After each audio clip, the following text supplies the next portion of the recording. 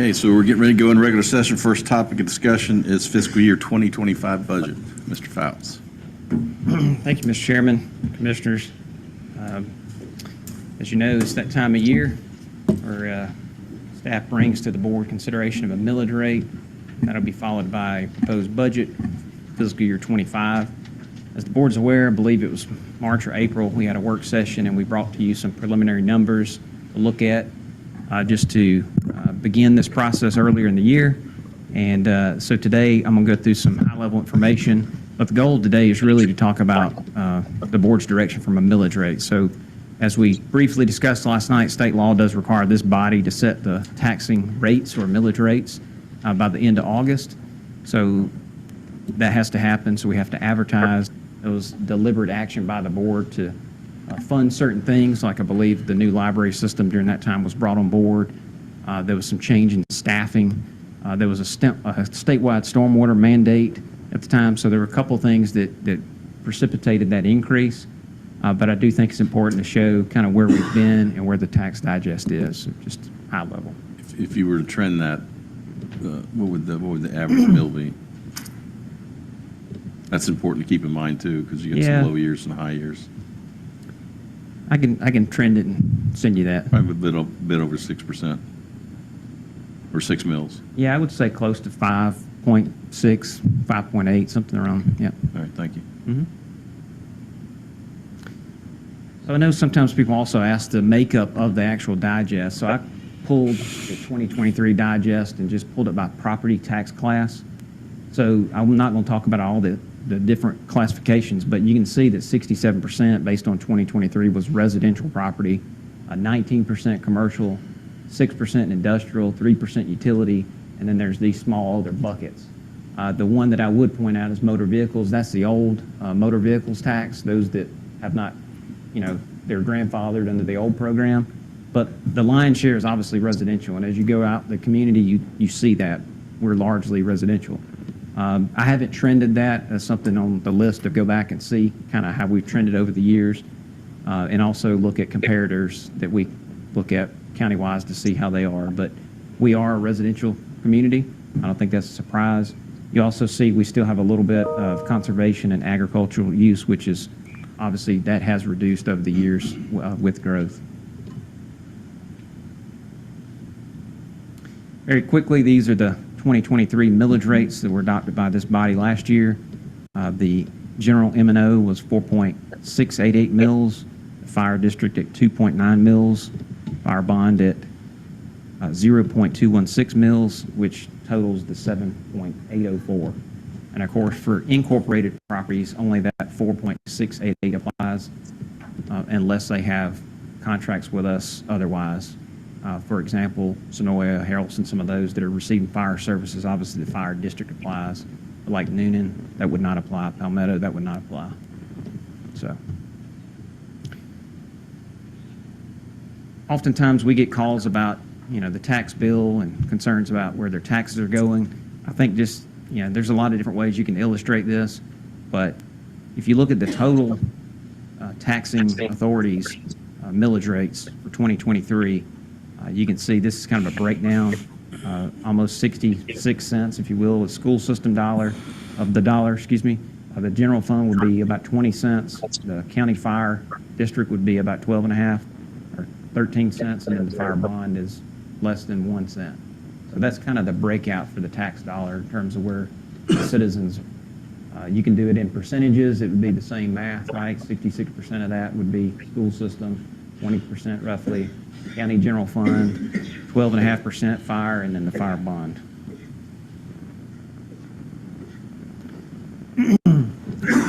Also, at times we're asked about how we compare to other counties.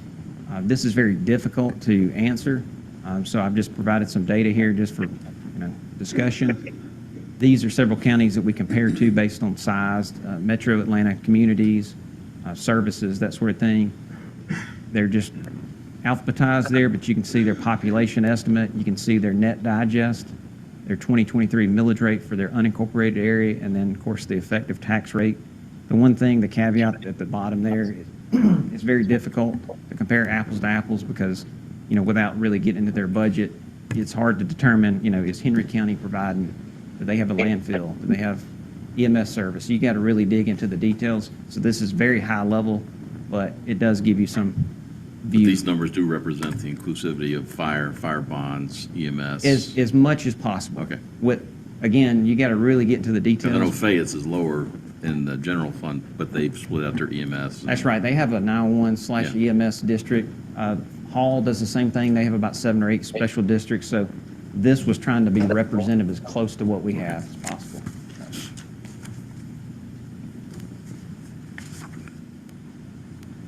And then moving to the 2024 digest, of course, this information is collected by the assessor's office, sent over to the tax commissioner, and then the tax commissioner provides the digest data to the levying authorities. Again, there's a lot of numbers on this chart. Not going to talk a whole lot about all of them. The two that I want to focus on is the very top line. You can see the 2023 digest was just over $9 billion for 2023. The reassessment value from 23 to 24 is roughly about 5.83%. And of course, that's revaluation of existing properties. And then other changes is about 1.74%, and that is new growth. So new houses, pools, basement finishes, additions, alterations. And then, of course, you see the preliminary total. So again, the way the rollback works is it allows us to take we'll call it the 159 million for today's purposes. It allows us to take that growth, but if we take any growth, if you will, of this reassessment, that's considered a tax increase. So that's kind of how that rollback calculation works. Can you explain the reassessment aspect of it? I mean, is that reassessing all real property, or is that just a percentage of real property, or, because that, I don't see my tax assessor friends. Justin may be. Yeah, the parcel count wasn't like a countywide reassessment, it's just isolated to certain areas that had market increases based on Just, sales. can you put the microphone, please? Did you hear? yeah, well, yeah, I heard him. It's not the answer I'm looking for, but that's okay. Well, I'll talk to Dean.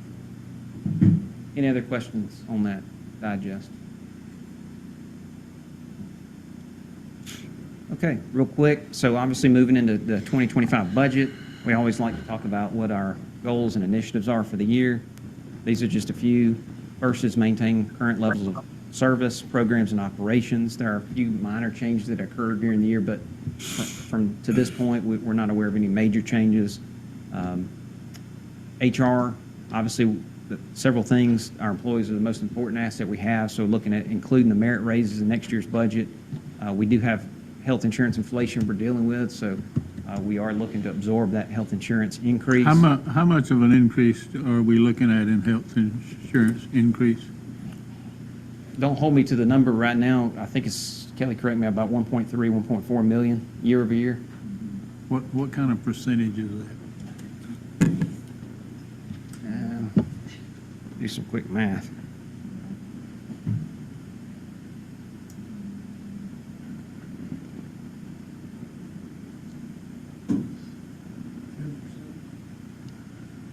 I was going to say it's close to 9 or 10% based on my. Okay. I have a question about the merit raises. Okay. Does that include the first responder salary issues that we've been discussing the last 3 or 4 months? So the merit increases are based on performance evaluations. So those evaluations are going on now, and they're due in August. So it's not included? No, that's the short answer. It's not. That's not. Okay, so are we at a position where we can consider the salary aspect of first responders so that it can be included in 2025 budget? That's all part of this process, Mr. Smith. So depending on the millage rate, depending on the budget, I will just say that there's a process we go through annually to evaluate positions and grades, and that's something that we do just a matter of business. We are working through that, and the outcome of that could be a change. Okay, I think the consensus of the board is that this is something that we need. I wouldn't go so far as to say it's a first priority or top priority, but it certainly is a priority as it has been presented to myself, and I don't know if everybody else. Well, I would. think, Mr. Smith, is a market, that's where I think the market adjustment factor comes in, Yeah. would be that aspect of what you're talking about. The challenge, Commissioner Smith, is, we have over 1,100 employees, and I would argue that there's probably not any of those positions that, if you benchmark them against other communities, that there's not an opportunity for an increase. So by picking just one entity or one department becomes a little bit of a challenge. So what's suggested this year is to fund the merit increases and also look at applying a market adjustment to all employees. I guess the underside of my comment is for the people who are here to get used to hearing the term tax increase. And generally, when people hear tax increase, boogeyman. We need to consider this as a community because how strongly we depend on fire services and EMS, that we don't want to be a pinch point or a hiccup in EMS services or fire services. So you saw where the millage rate has gone down. Don't get offended if the market adjustment indicates that there will be a millage increase, is my point. Correct. One question, does COLA factor into this, and if so, when would it kick in? So, the cost of living is something that has been done in years past. I believe this year it's 3.29%, something like that, was the rate that was applied from Social Security. Yeah. Sorry, This for 2020, for 2024, is that? I'm 2025, we're looking at 20, well, pretty sure last year was over 8%. yeah, I think it believe was this like, year I it's- think it was close to 3, it wasn't quite 3, it's like 2.88. Yeah, so it's around 3, but typically, there's different ways to handle that. The market adjustment is to help deal with the benchmarks is really what it's for. But obviously, it's up to the board if you guys decide to do a COLA as well, or in addition to, or in lieu of, that's part of this process. What we have looked at is anywhere from 4 to 6% market adjustment based on wherever the millage rate falls. We'll kind of get into that here in just a second. Going back, Commissioner McKenzie, to your question on health insurance, the numbers are based on a 10% increase in claims and a 5% increase in administrative fees based on what our broker, I guess those are his estimates, but we're just now getting into those negotiations. So again, those are what the numbers are based on. And you can have like a couple of just catastrophic things that really make that number jump. Right. And for example, I think last year for the first time, we hit what's called our aggregate stop loss, and we did get almost $1 million back from our insurance company. So that helped us in terms of fund balance with our health insurance internal service fund. So there are still some options we're evaluating to potentially absorb some of the increase. So. The last two things on this slide, just to point out, is, funding capital from the fiscal year revenue. There have been times in the past where we've used fund balance and other funds to fund those capital and debt service, but we are asking that we fund it with current year. The one exception to that is, and again, we can talk about in the details, but there are some capital requests from the sheriff's office that will be funded out of their SPLOST, which is pretty typical with other SPLOST as well. And then obviously fund balance, again, that'll be a part of today's discussion, but we want to make sure that we maintain the GFOA recommendation, which is 15 to 50%. And I believe, and of course, Ms. Mickle can correct me if I'm wrong, but at the end of this fiscal year, we're projecting to be around 30 million or 27%. And again, there's a couple factors there, but we'll probably talk about that. So with that, really, we can jump into the proposed budget. We can look at revenue, whatever the board would like to see. Again, just from a timing perspective, the goal today is really to get direction because we do need to advertise the millage rate. And then after that, I will tell you that there have been years past where we've advertised the millage rate and we're able to bring it down because we do have 2 months worth of work ahead of us, and hopefully we can scrub the numbers and bring that down. So if it is the board's desire, it could be set at a certain level and then try to bring that down before it's adopted in August. So let's see here.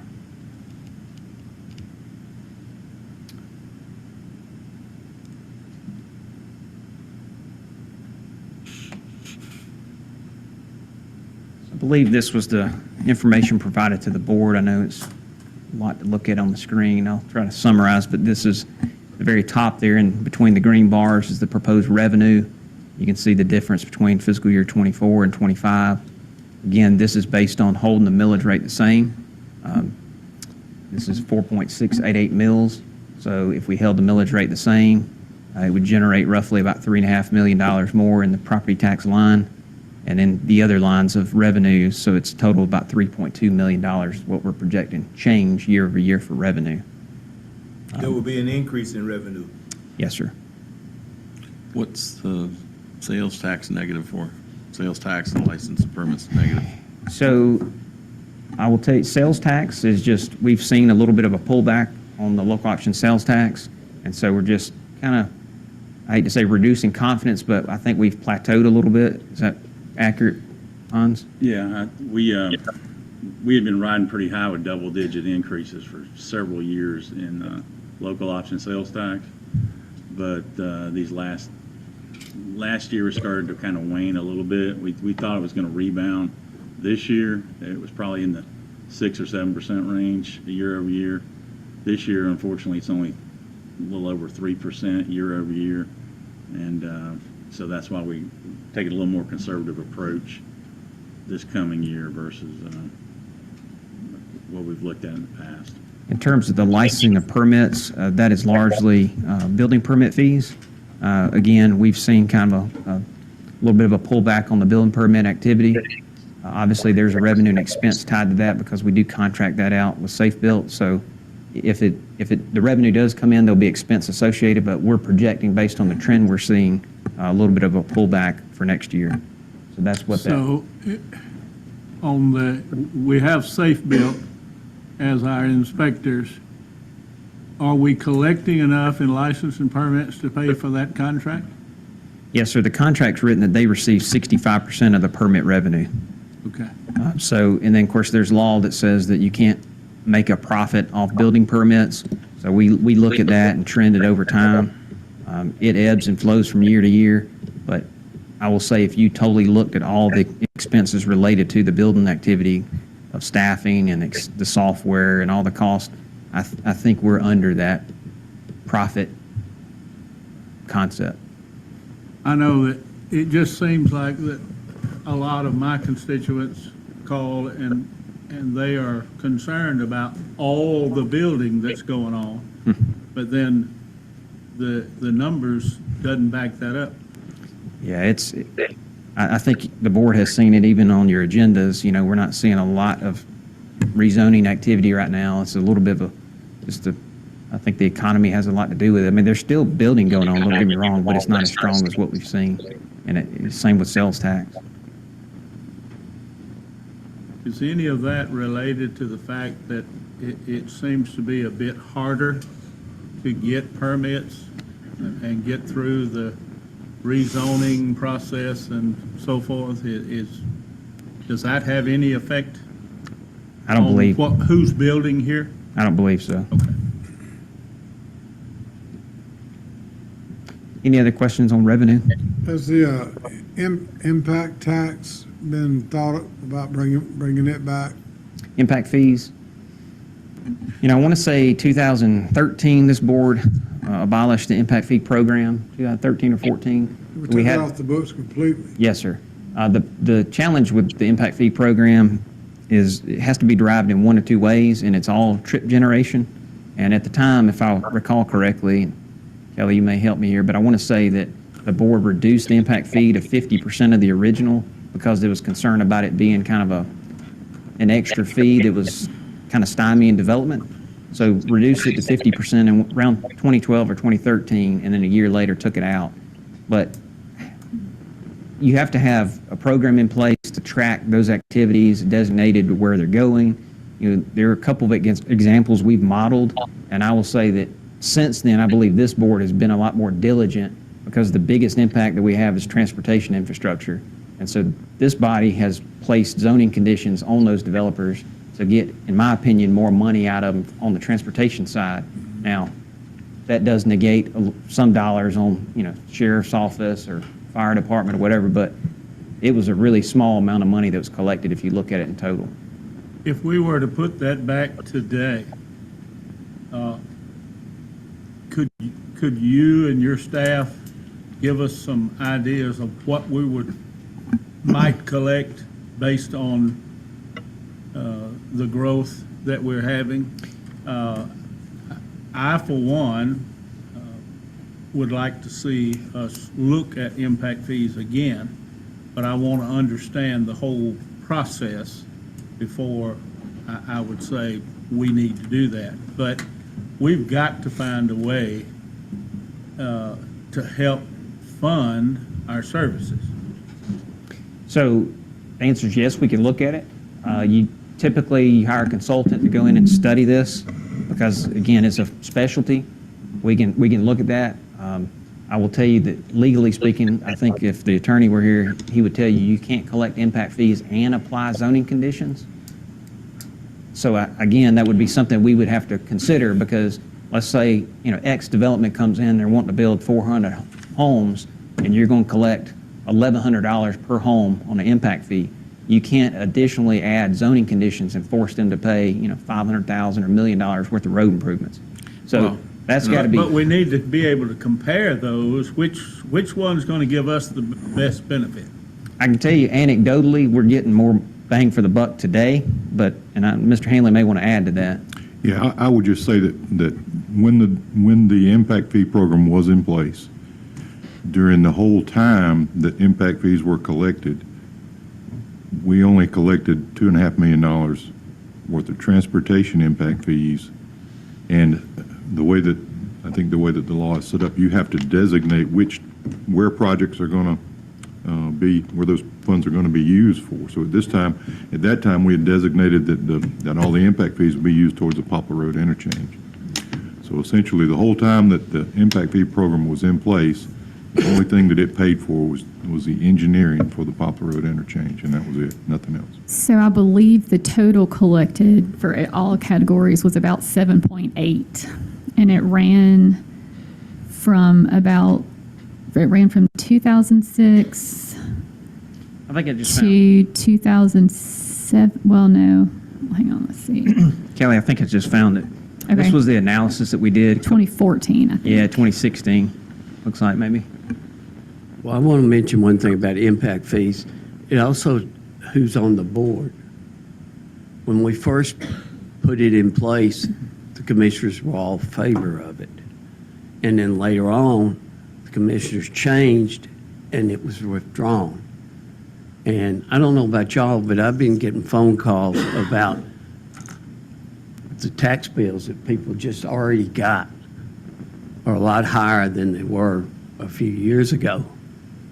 And I know I'm leaving the board and Jeff will have to deal with it, but there's not enough money out there right now. And I don't know how we're going to cover all this except raise the millage rate pretty good. And senior citizens are already in a tight spot. And we collect, just like you were saying, the sign school board gets 66 cents per dollar. And our staff and all of y'all do a great job making that dollar bill go as far as we can. And, you mentioned the firemen's getting, well, the sheriff's department people are going to want an increase too. Yeah. And you can't blame them. And all that starts adding up. And, but like I said, this gentleman, I hate to say this, but I told this gentleman finally, I said, you know what? I ain't going to be here after December, and you can call back.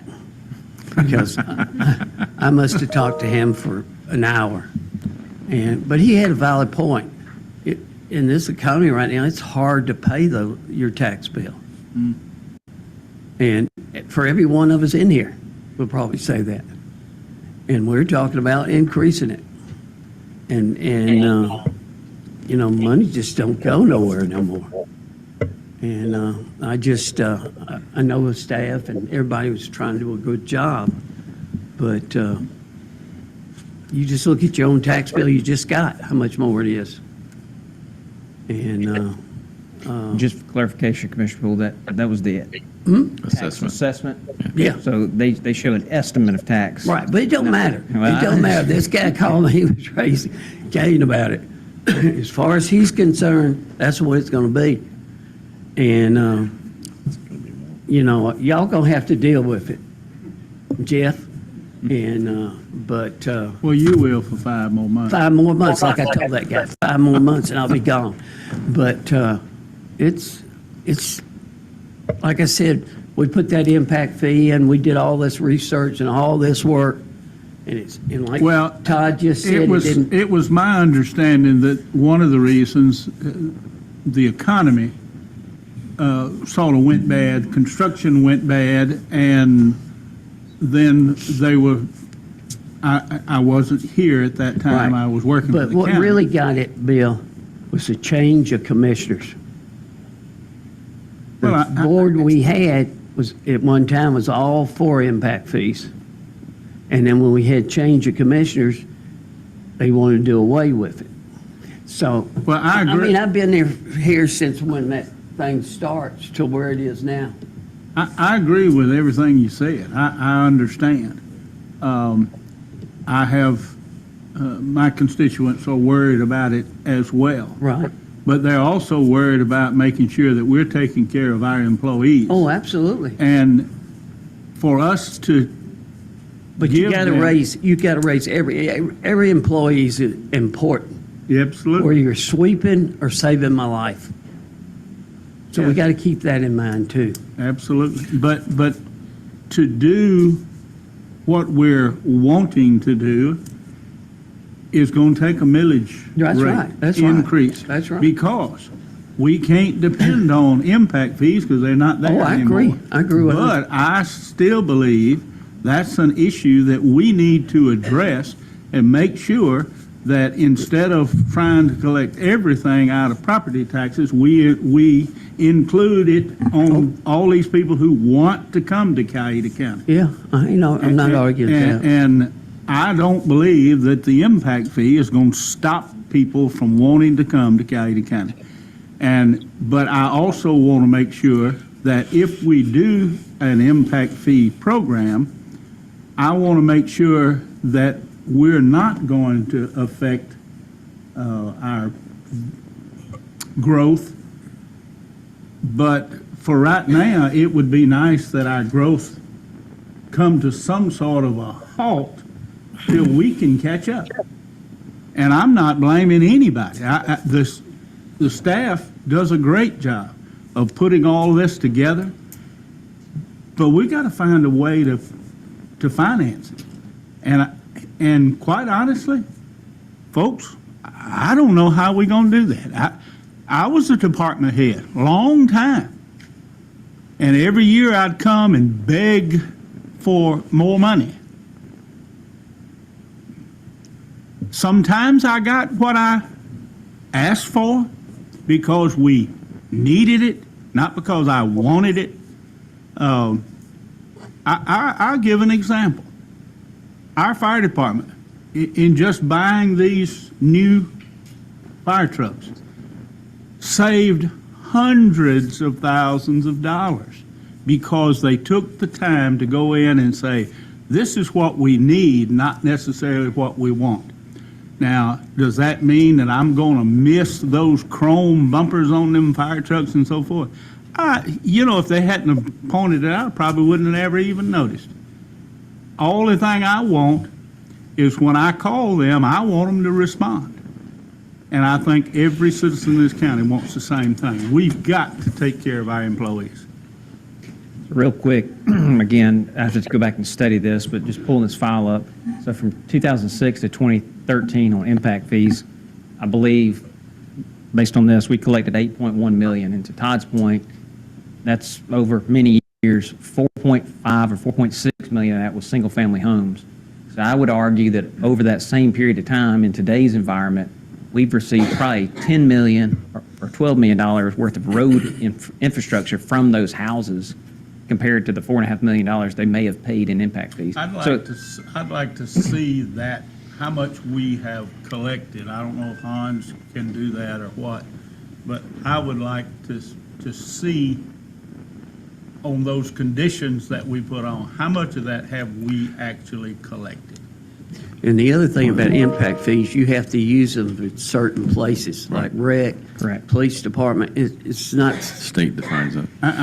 yeah, I know, but I'm just telling you, don't go. Can, And there again, like I'm trying to tell y'all, it's based on the commissioners here if they'll support impact fees. so the road Those improvement ones won't. on Holtz Parkway, Posey Hammock, Baker Road, what was the value of that? Millions? It's like $20 million, wasn't it? I don't know that the total would reach 20 million, but not only that project, but if you think about the transportation improvements that were constructed out at Fisher Road in conjunction with that development. Right.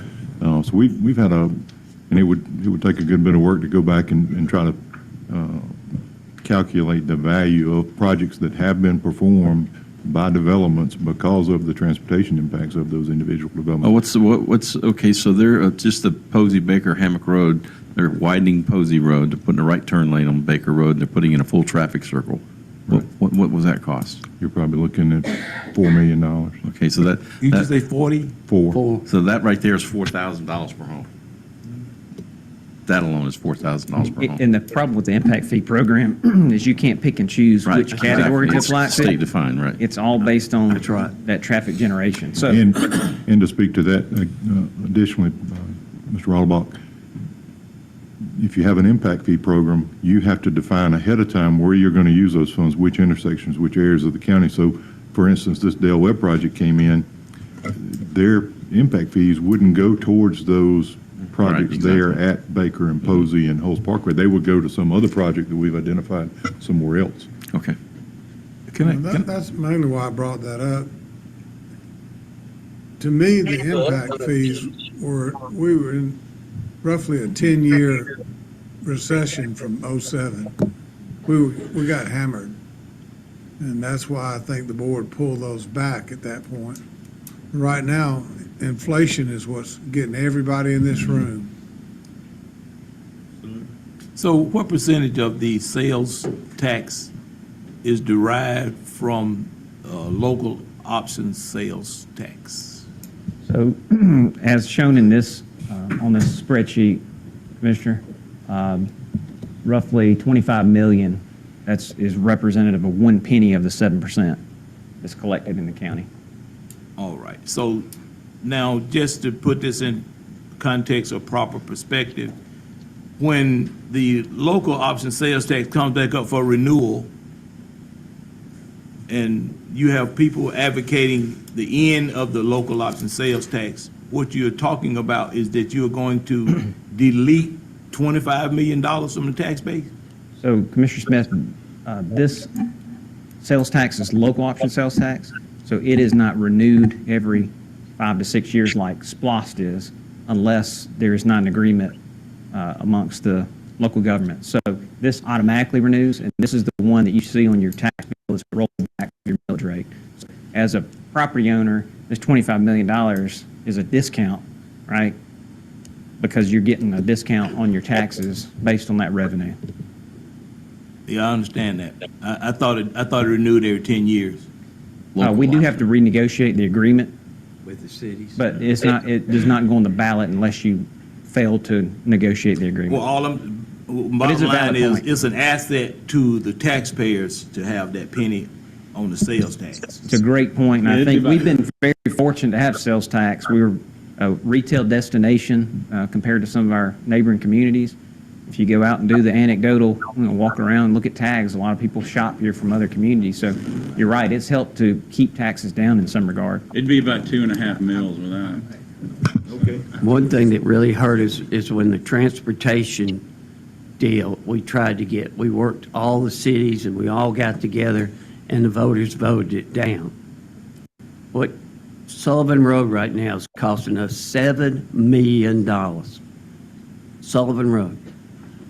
Transportation is terrible, what it costs. They're putting a left-hand, how much that left-hand turn lane cost in front? Probably. The one on 154? Yeah. That was what GDOT calls one of Oh, their. yeah, I know, but how one of much? their quick response projects. It was about $250,000, I believe, Yeah. Mr. It's Poole, just- because the GDOT's max is 200,000, so they asked the county to cover the Yeah, amount of and that thank you for portion. your hard work on that. And Mr. Poole brought up a good thing, the transportation splosh. Have we thought about trying to figure out whether or not we could increase our revenues that just go to transportation? Because that money, if you add a penny to the sales tax, which would go to 8 cents on the dollar, but all that money collected would go strictly to transportation. And what we did was we designated places where it was going to be used, but it still was, the voters voted it down. Well, DOA. Well, if you recall, kind of what happened, what transpired is, to Commissioner Poole's point, the county and the cities worked together to come up with a plan for T-Splost. Did a lot of public education, joint resolution, everything was in place. And then probably mid-year that year, we found out that there was a citizen effort to increase the exemption for the school tax. And so after months and months of research, the school board then decided to put that matter on the same ballot. So we were already 70, 80% into the process of a T-Splost, and then they added that item to the same referendum. So obviously, for the seniors, it was like, do I want to pay another cent? And then do I want to, so I believe it had a huge impact. well, I appreciate what the efforts that was done for our school tax. I being one of those seniors that get that assistance, I guess you'd call. But it is an issue, I think, we as commissioners need to take a very hard look again and try to do even a better job to make sure that we haven't got two different referendums out there at the same time. And honestly, I think the folks who fought the T-Splosh did a better job of selling theirs than we did ours. But I'm going to tell you, Bill, we had 30 people in here meeting. Had the mayor of Noonan, Sonora. We had a bunch of people. But like Michael said, when those two things were on the ballot, it just blew it out of the water. And we had a lot of people working together. How much do we have for transportation in the budget? In the proposed 2025, we have put $2 million worth of asphalt. That's $2 million. the lion's share of that obviously is funded out of SPLOST. Yeah, and that's how, and how much would you estimate that's coming out of SPLOST? For the For 20 transportation. for 2025, it's $100 million is programmed. And we currently have, if you look at what we've been spending each year on maintenance and what road projects we're currently committed to, we're overextended. Yeah, we're gonna have to pull back on maintenance over the next couple of years to balance that SPLOST budget, and there goes holes in the road. That's right. which is why we are trying to add some money to the operating budget for asphalt. Years ago, some of the board may remember, I think it was 2009, there was Don't $6 million. leave, Sheriff. Lock $6 the million doors. in the operating budget. And y'all, you wouldn't believe how much more asphalt and concrete costs today. It's unbelievable. How much is it more, Ty? Asphalt. Well, since 2009, construction prices and construction and material prices drive a lot of that, but they've more than doubled since that time. More than double. The cost per mile was about 80,000 when I took office. Probably, what, 200 plus? Just for resurfacing? Well, a contracted price, we're probably around $300,000. That's under $300,000. Massive jump. For an overlay. In-house, we can do it a little bit cheaper, but that's using inmate labor and in-house forces. Let's get back on track. Yeah. So jumping from revenue and down to the bottom line here, as proposed, currently, again, we've got some validation to do. There's some variables that staff needs to go back and work on, and we will be doing that over the next couple of months, or month or two, before we bring you back the final budget. But we're projecting a $119.8 million, we'll call it, budget over the $109 or $110 million budget last year. That leaves us a deficit revenue over expense of about $8.5 million as it's laid out today. And you can see some of the primary drivers of that increase. We talked about the merit increases. That's about $2.3 million. Health insurance increases, about $1 million for the pension lump sum payment, $450,000 on the defined contribution, which is the 401k plan. Property, general liability and property insurance. I think this board's aware we've seen a significant increase. We're basically self-funded. The deductibles have gone up significantly. I believe auto is $50,000. The law enforcement deductible is $250,000. It's just, we're seeing a huge increase there. Maintenance contracts, we're seeing 8 to 12% on software maintenance contracts. That's pretty regular. So we just called that out. And then, as I just mentioned, we've got $2 million programmed for asphalt. There's about another $1.9 million of just a mixture of operating costs, things like fuel and other postage, things that are going up related to the inflation. The other two things that are not included in this $8.5 million are the market adjustment we've talked about and additional employees.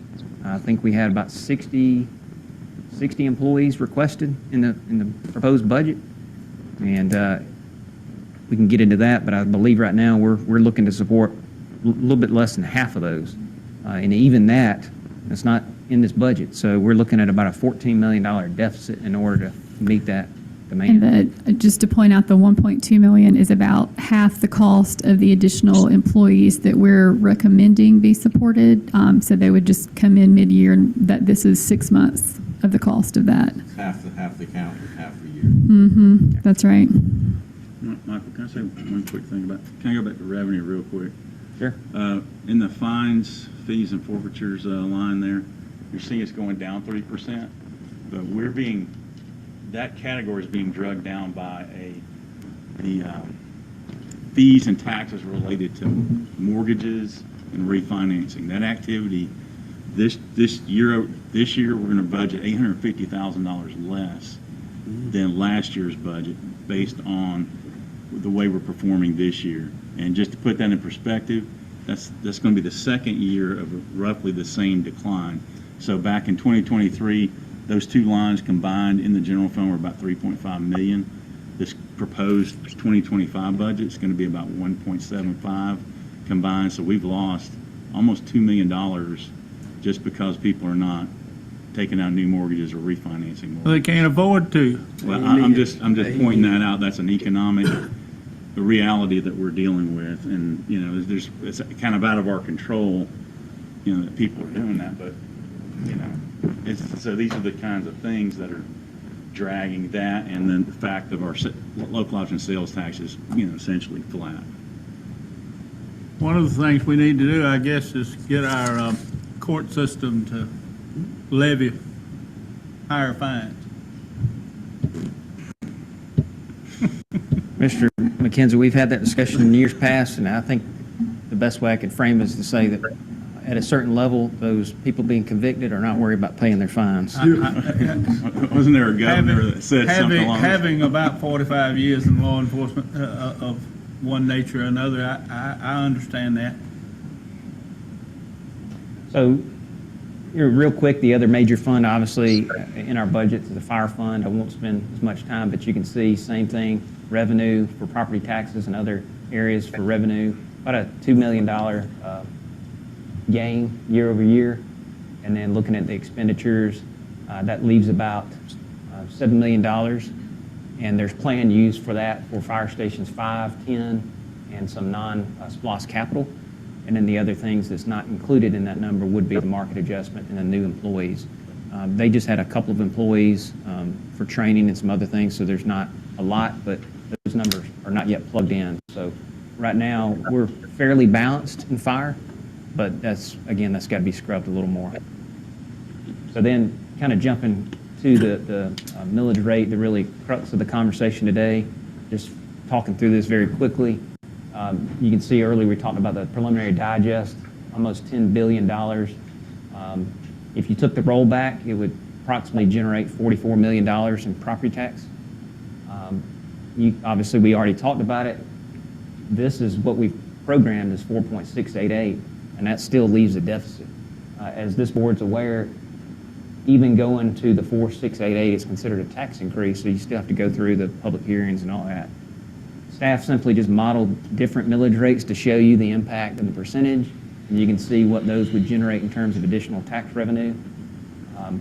Ultimately, today, we need directions so that we can, as I mentioned earlier, advertise for that. Yeah, so, okay, so you got your $10 billion countywide digest, of that digest,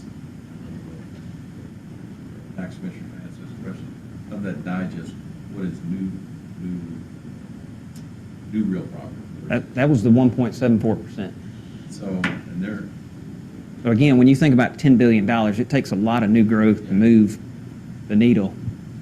so if you want, it's just 1.7 billion? So if you look, this is the chart I showed earlier, but if you look at the real category, so this is the 2023 digest, this is the reassessment, and it's other changes, and I can't speak to what other changes are completely, but I can tell you the lion's share of that is new growth. So 159 million added to 9.1 billion, that's the 1.74%. Did I explain that correct, Mr. McMichael? So again, you know, if we're talking about funding all the things that we just discussed, obviously we're down here in the 5.9 range to get an additional $14 million to cover where we are today with the preliminary budget. There are some decisions that have to be made. You know, do we leave the $2 million asphalt in? Do we absorb the health insurance? You know, do we include the market adjustment? Those are some of the things we need direction from the board on.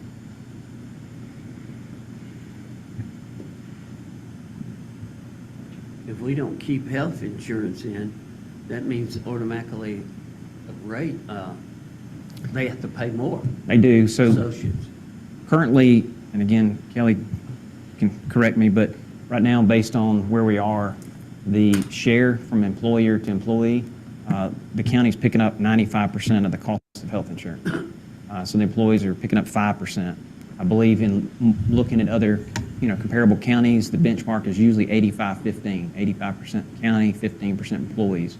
And I think here it was actually 90-10 Yep. for years, but it's remained unchanged for the past how many? I think would be the 10th year worth. So it's, we've just continued to absorb the increases year over year, so it's gone from 90-10 to 95-5. During that time, we've also moved. We used to have I'll call it a richer plan. We've moved to a plan that has higher deductibles, obviously, but the actual employee share is less. I want to say it's $55 for family on the HSA per pay period. But I don't think affordable. insurance should even be discussed. We need to pay as much as we can, because if you have any kind of medical issue, it costs a fortune nowadays. The problem is, unfortunately, there was discussion earlier about pay, and unfortunately, some employees don't really understand the true value of their total compensation, so they strictly look at the salary, and they don't understand the cost that Coweta County taxpayers are paying in this proposed budget, $20,400 for a covered life. I worked for Delta for many years, and our health insurance deal was better than Delta Airlines, and they made billions. So again, it's just a consideration. Obviously, we are proposing to absorb that again, but that's up to the board. This last thing I just wanted to mention, the average home based on the 2023 digest in the county was $350,000. So if you take the taxable value of that and you apply the millage rates above, you can see what the net effect would be on that percentage increase. So again, if you took the rollback, it would not be additional. The 4.688, it would be $34 extra for that $350,000 home, and you can see how that escalates. So that would be, again, that's without exemptions, without homestead. That's very hypothetical, but it gives you kind of an idea. And I So the think- yellow's the tax increase for that, based on the above millage rates? Yes. So like if you go to the first, well, let's just say 742, that's what they're paying now? This is the actual tax that would be on the 5.3 Okay, so it's just, and there's 120.54 different from last year. increase Okay. over the All rollback. right, just want to make sure. Yep. And I know Michael mentioned this earlier, but just to point out again, just because it's advertised does not mean that's what you guys eventually approve. So if it's advertised higher and we can continue to work through some of these issues and ultimately recommend something lower for you guys to approve in August.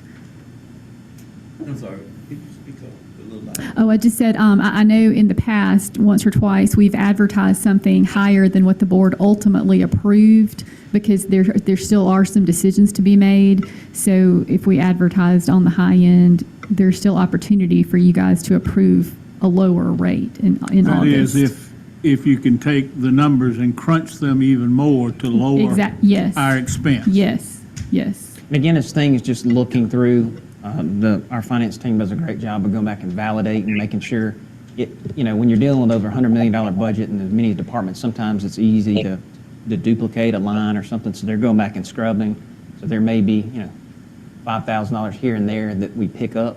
And that's the validation that needs to happen over the next month. And we're obviously- still meeting with our health insurance broker. We have an upcoming meeting to work on those negotiations. So there's still some variables at play.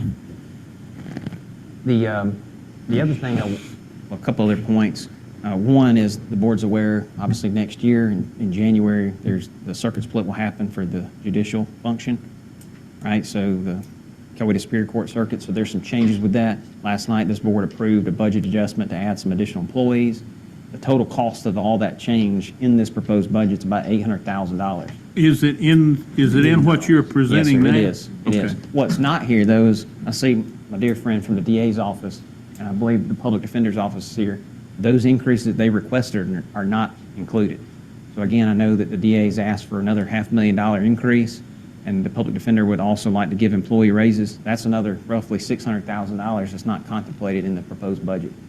So again, there's a lot that needs to, Speaking to the DA and the public defender's office, when they lose people because of pay, and just before they get ready to go to court, they have a defendant who is getting ready to go to court. Just before that, an assistant DA decides he needs more money and he leaves. Then that sends that defendant back to jail for another extended period of time while the DA works to find someone to prosecute it. How much does that cost? What is the cost of us putting these folks back in jail? What's the cost of keeping a defendant in the county jail a day? I can't answer that offhand. I know years ago we studied that. That, Michael? It was about $50 a day, but that's an old number. Yeah, that's an old number. Very old. Yeah. $70 a day. Well, since we're talking about this and the DA's here, couldn't I ask him a question? Sure, yeah. Yeah, Dave Cranford. So hypothetically, so I know you have all this case data and all that wonderful stuff. You shared that with us. But of percent, I'm just looking for percentages. Percentage of cases that you plead. What's your cases you plead? In our office, and I think statewide and nationwide, it's 90+%. 90%. That's So you how get- almost all cases resolve. Yeah. Okay, so we have a 10% number we're working with. So if we have a caseload of 5,000, we're really talking about 500 people that are going to go through the system, correct? That goes to trial. Yeah, just try to follow me on this. So of those 500 cases, and what's your attrition rate right now In our office, in your office? 23 full-time ADAs since 2020. We've lost 24 of them. So it's almost 100%. Yeah, over 100% that period attrition. of time. Yeah. What's the time lag between someone leaving and picking up a case that was dropped?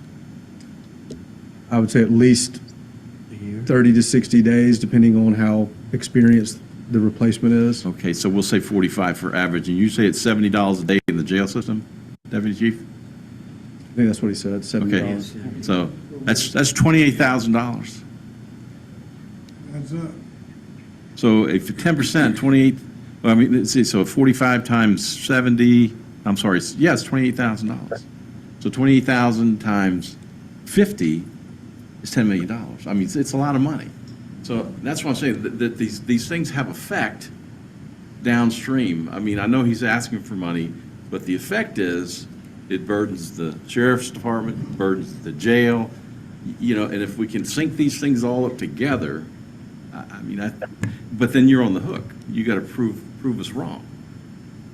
So I mean, that's what I see is that what impacts him impacts the sheriff, impacts the county, The clerk's office. the clerk's office, everything. It impacts it. The amount of money we spend on healthcare for, That's another, we didn't even factor that in Yeah, there. that's right. What about the health care we're spending on these guys that are going back through the system? and now we have to keep a full-time nurse at the jail all the time, and it used to be a lot of money. I mean, It still is. I with mean, 100% attrition, that's, That's an I- unfunded mandate. I don't see how Yeah, you, exactly. What it's gonna all boil down to is how much y'all want to increase the right, millage no, rate no, to. right. Press on. I think to answer Commissioner McKenzie's question though about retention, the reality is, right, there's been a lot of studies through the years, the cost of retaining employees and turnover, it is a big number wherever you are, right? By Amen. the time you train them, the institutional knowledge, I mean, that's across the board, universal. So we've seen that in other departments. So it is important, which is why we try to do things other than pay, have, opportunities, good benefits, other things to try to retain people other than salary. Because the reality is, we're 25 minutes from the world's largest airport, and a huge, a lot of people will commute to Atlanta. We cannot compete necessarily with Atlanta salaries, so we have to offer some other things, especially if we want to keep the millage rate relatively affordable here. Well, we even are fighting with our own county seat as far as pay is concerned. I would just say they're 19 square miles and about 300 employees versus 1,100 employees. So it's even though they are in our backyard, it's not an adequate comparator. Hard to tell a man, though, that making $10,000 more and doing more of a job, it's hard to sell that. Okay? And I understand it. Again, I go back, I were one of them folks for a long time, and I came up for 32 years asking for a budget to operate the prison.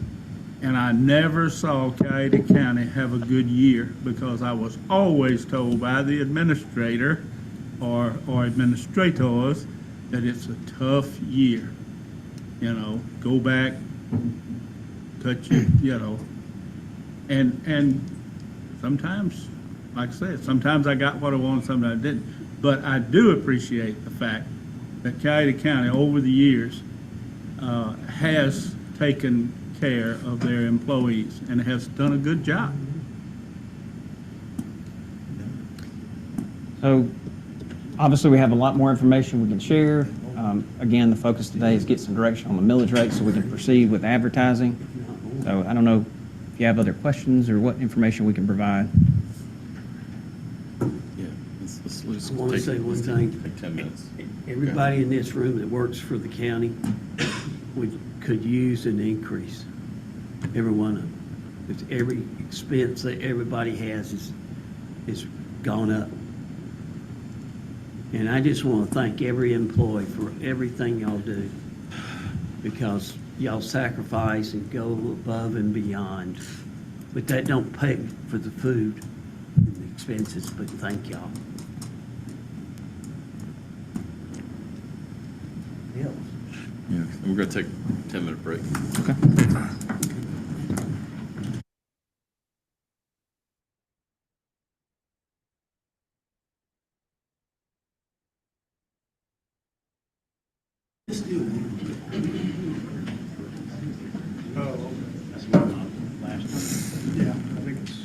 I got you.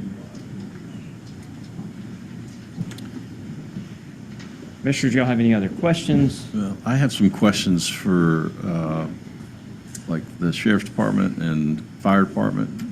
I'm just asking you some basic, like how many vacancies they have last year, what their attrition rates are, things of that nature, just so I have a better idea. Because I do understand how you guys calculate that now, so if I could get that information.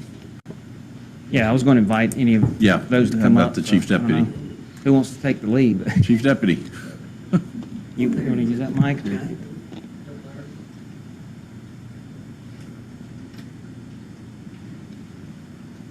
Thank you. Good morning, sir. How you doing? Good. Just, what's your attrition rate at the sheriff's department?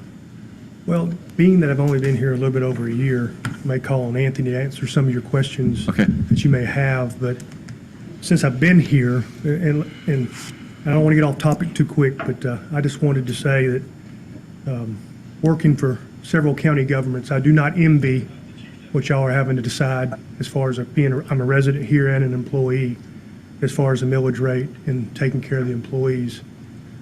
But let me just tell you this.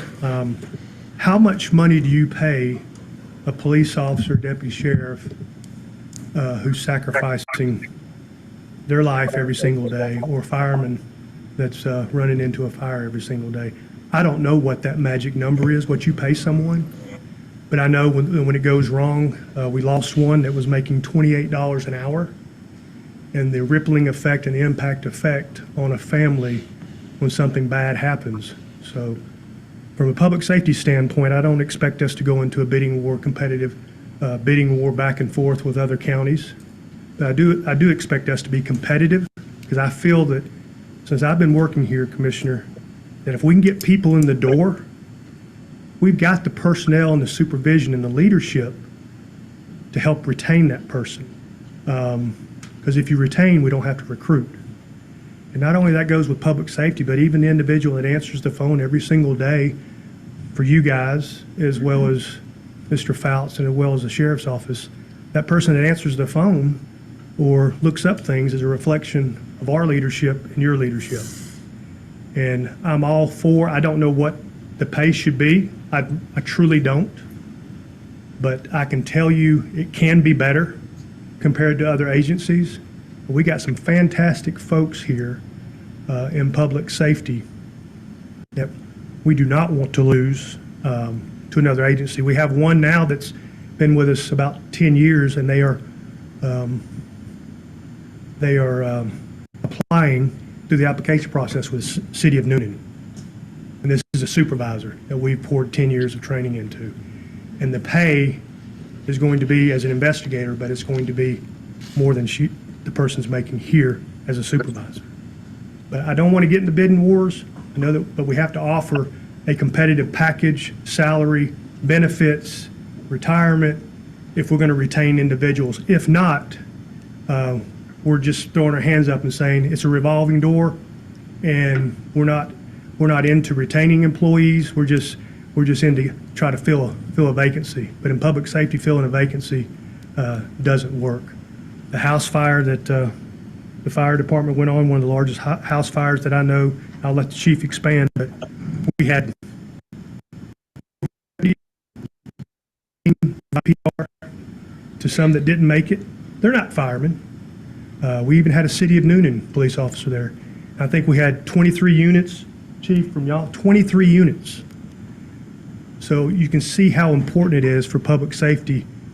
And I know sometimes it's a hurry up and wait game, but the men and women here in Coweta, it's a special place. Been here over a year. It's a special place to live.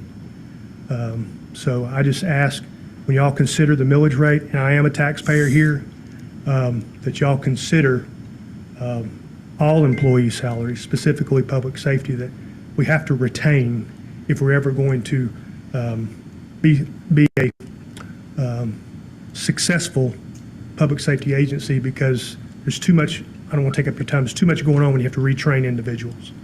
But as far as the attrition rate, Anthony, do you have anything as far as those numbers? We're over 30 vacancies right now. Yeah, but I want to, how many people you hire, how many people you I walk don't have away? that number in front of me, sir. 'Cause that- I didn't come here prepared to speak. Sheriff Wood had to step out, so I'm just stepping in. And I hope I do So it justice. the next important question that I would have for you and your team Yes, sir. is if this board adopted an increase on the millage rate, will your employees be okay with that? Because it directly affects them, two ways. I can't answer for the employees. I can tell you that some are citizens here of our employees and some are not. So some can't afford to live in Coweta, and I'm not putting other counties down, but some of them can't live here with what they make, and they drive from a different county. So to me, as a taxpayer here, I'm willing to, yes, sir. Because it's more than just me, it's for later on. We have to pull the employees we need here instead of them going elsewhere. Okay, thanks. Okay. Chief? Sir. No, I'm sorry, Fire Chief. Good morning, Commissioners. How you doing? Administration. The percentage attrition rate, I don't want to speculate, but what I can tell you is I'm slotted for 241, total of 246 employees. We have approximately 30 openings. One thing that we've done over the past years, working with the support of the administration, is offer different ways to bring employees into our organization. And we did this by expanding and where we can hire paramedic onlys that are not fire certified to operate our EMS ambulances countywide, to include City of Newnan, Sonoy, all the jurisdictions. We also expanded by offering EMT and EMT only that are not certified. All of our firefighters employed with Coweta County are a minimum of an EMT. They have to be medically trained because a lot of times those fire trucks will get to your house on a medical call quicker. With the City of Newnan, they run 4 fire stations, and their folks are also EMT certified. They'll run the EMS calls with us, but we'll send a county ambulance. So on our side of the house, we're not only responsible for the fire trucks throughout the county, but we're also responsible for the totality of the EMS service. Just in 2023, we had a total of 217 employees and just worked out a mandatory overtime. And we basically hired over 50 employees. And it takes to totally train somebody from an EMT level to a firefighter level takes about 8 months worth of training. And that's just to get somebody at the basic understanding of coming online. So you're looking at 8 months to train that person totally just to get started. We hired over 50 employees. So I started in 2023 with 217 employees. And today I have 214. And I just received an email that somebody else has just turned in their resignation. I know this board has worked hard to support the fire department and given us opportunities to look at different ways to bring people in. But just for our numbers, in 2024, I've already lost 21 employees. In 23, I lost 27 employees. And in 2022, I lost 23. So the revolving door is a big deal. The people that have an opportunity to just go next door and work, and they are looking at, to Mr. Faust's point, they're not looking at the whole picture of the benefit package and the pay and everything else. But part of that problem is that keeping those employees here, I believe the chief spoke on being competitive. What that rate is, that's up to you. To me, we have to be competitive with that market. And so it is a tough time, and you have a decision. It's not just public safety, it's all the employee spots like Mr. Faust has pointed out today. But we do need to look at public safety because that's 8 months to train somebody that comes in. We got to start retaining some of these people. What that magic ticket is, I'm not 100% sure anymore, to be honest with you. But most of the people that we talk to when they leave our department, it comes down to the dollar. So we have to just remain competitive. So of the 50 that you trained over the last 2 years, how many of them have left? Well, since we started after that 50 that we trained this past year, and we started with 217, and today we have 214, I've lost at least more than 50. I know, but I mean, you know how many? Oh, you talking about, no, some of those employees that we trained this year are still here. It's some of the other employees that have left. It's been a mix, if that's what you're asking. Do we have anything, because 8 months of training, I'm sure it's time expensive and it's money expensive to train these people. Do we have any mechanisms that, like some counties will make you pay for the training if you leave in a certain period of time, or? So that's been a big discussion over the years, and we've worked with the administration to try to figure out what that mechanism is. Just currently, we do have a $2,500 fee for 2 years. So if you come in and we train you to become a firefighter, it's not just the training. It's the whole part. It's buying uniforms, it's insurance, it's putting you on the books. Ours is just set at just only $2,500. So if you leave within 2 years, then you have to pay the county back $2,500. But just like you just mentioned, for me or the sheriff's department or 911 or someone else, I mean, we're talking easy $100,000 to train a person in a year. If you look at who have to bring in to train those people and the time and resources, so it's very expensive to train somebody. And more than that, I believe the deputy chief of the sheriff's department, Chief Beck, having people that have on-the-job training and years of training is a big deal. Everybody has to start somewhere. So even those 50 new people that we bring on, when we go to that house fire where there happen to be 11 people, and that's the worst house fire we've had. But if you go to that house fire, it takes those people that have been in the service for a while for those things to go well. Just like you said, Coweta County as a whole does a very good job supporting each other and helping each other. You just heard we had 4 deputies from the sheriff's department doing CPR. We had our EMTs and paramedics doing that. We had a law enforcement officer from the city of Noonan. So as far as us helping each other, we do that very well in public safety. Same with 911 from the dispatchers. But what we're going to miss out on is when I have my older group that is getting ready to retire in the next 5 years, what we're really going to be missing is that group in between, your 10 to 15-year folks that'll be moving up, is that pot's getting really small. And there'll be just a lot of new people to fill those positions. Thank you, Chief. Yes, sir. Chairman, just a couple points. I know the staffing thing continues to bubble up. That's a conversation, frankly, we have weekly in our office.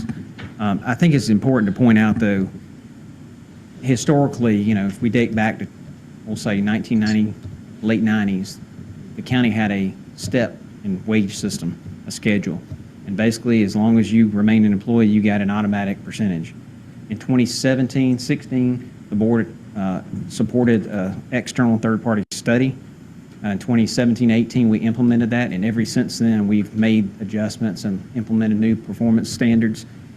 But the reality is the pandemic in 2020 affected the globe. Yeah. And we're still reeling from a lot of that. And so while we hear about retention, a lot of these people are leaving for a multitude of reasons. It may be that, for these men and women that serve on shifts, they're away from their family a lot, as are others. But they may be able to work from home now and get paid more money for something in the private sector.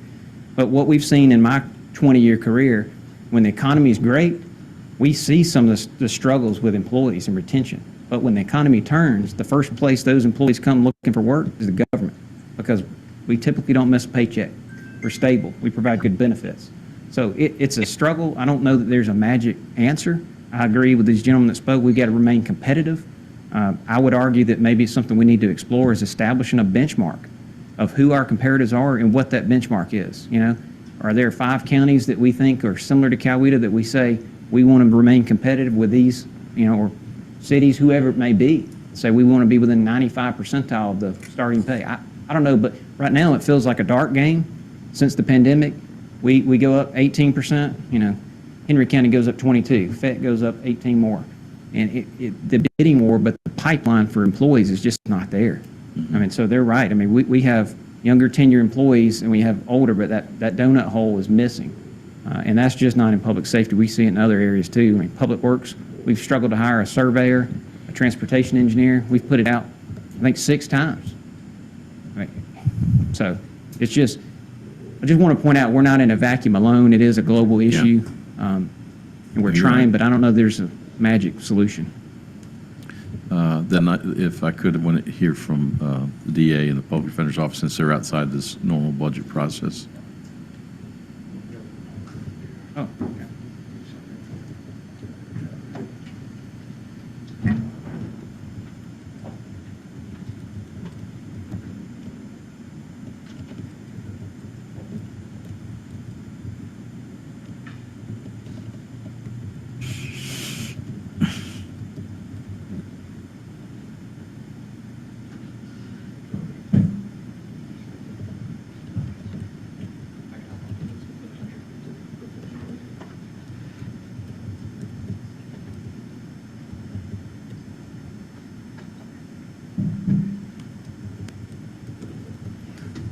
Mr. Vouch, while they're getting that ready, could I ask our Human Resources, they do exit interviews, or at least offer exit interviews.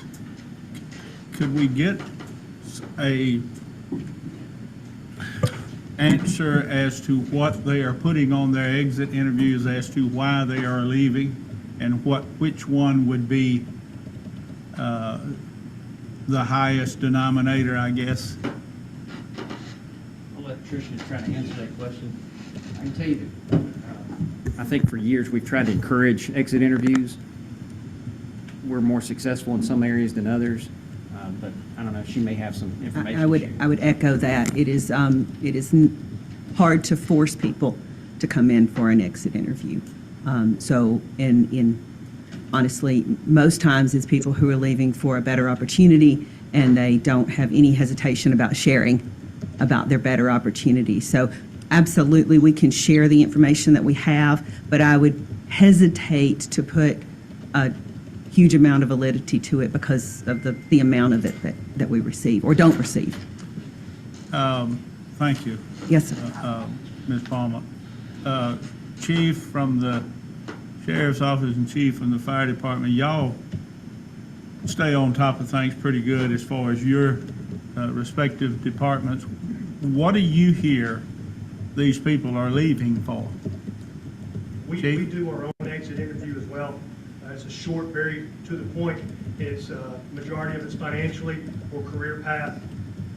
We just lost 2 veterans, 17-year veterans, one to the state of Georgia to Rathensperger's office to be an investigator, which the pay is more, and they're willing to make the drive to Atlanta. The other one's getting into being into the insurance business, and they've been here 17 years. Was actually a canine handler. So both of them just recently left this past week.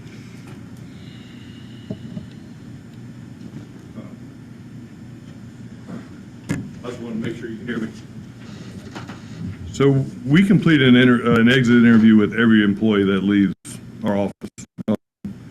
Sometimes they're willing to, sometimes we kind of just talk to them, kind of talk them into it. And one of the biggest things is, I mean, we ask them, what do you like? You talk them into leaving or staying? No, we always, I mean, I'll say 99% of the time we talk them into staying. There's an occasional employee that have a good time, but that's because we want the best for our citizens. But, and Ms. Palmer is correct. A lot of times, you know, you got to be careful on what you actually believe. The majority of the time, it's the dollar. They're chasing the dollar. I've a couple employees, just for example, that I'll just say just next door have left for over $10,000 and one right at $18,000 walking in the door. You know, with their certifications, their tenure, and so those hurt us. Those are the folks we want. But also to be fair to your support, I mean, the other thing, if you look at just a few years back when we did the 13% and kept up, I think the administrator did a very good job explaining, you know, hey, we responded and made this adjustment, but at the same time, our neighbors turn around and go right above it. Where does that stop? But going back to your question about asking our employees, most of the time, number one, it's money. There's a couple times it's disciplinary action, but we also compete with paramedics with the hospital. And I'll just tell you now, there's no way we can compete with the hospital on a paramedic working in the emergency room versus working on the ambulance. You can't afford it. We can't afford it. They're struggling over at the hospital.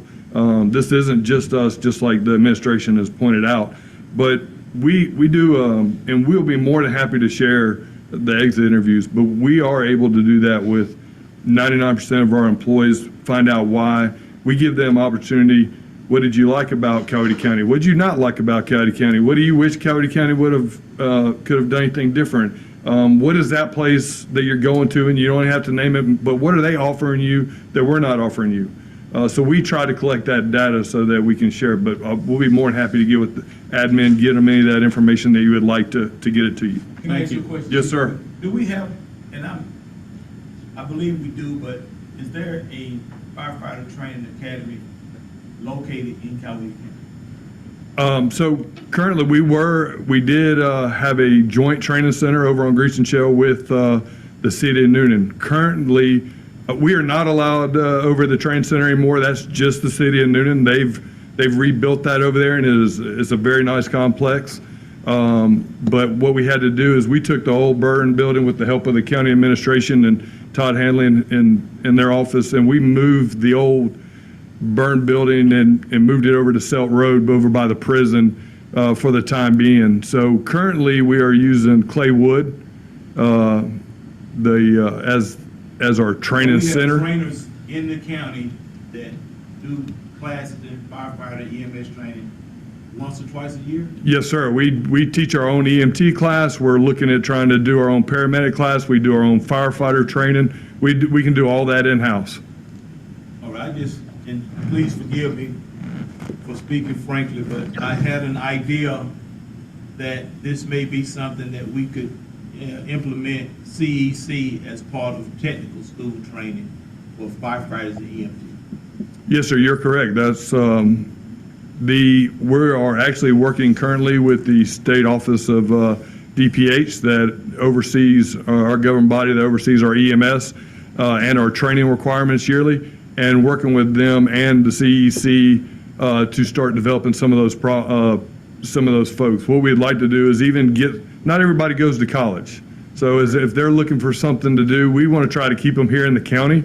And if we can kind of start that, we also have that Explorers program. I believe the Sheriff's Department also has an Explorer type program where you take those high school kids, they come out, you teach them what we do, and what you hope is, maybe one day they come to work for us or another department within the county, but it kind of gives them an idea what to do. But going back to the schools, we are discussing that. There's a little bit of a legal issue on, you can go to class if you're under the age of 18, but until you become 18 years of age and graduate, then you're not allowed to test out. But they are doing that in other areas, Clayton County, Henry, but we're borderline with that. One thing we also do is West Georgia Tech, Faithful Guardian, and other places that teaches EMTs. What we do is those people come and do their clinical rides on our ambulances. That's another way for recruitment that we're able to take those people that are in class that are doing the clinical rides. We get to see what type of employee or person they are, why they're riding, and then offer, hey, would you like to work here, instead of somewhere else? So that's another reason we do stuff like that, Commissioner Smith. Very good, thank you for that. And, Yes, sir. And just finally, for my rabbit trail talk, as it relates to I would say the inmate situation at the county jail, Commissioner McKenzie and I had a sidebar that as inmates are released from Correctional Institute, we would hope to see a follow-up program when we use inmate labor.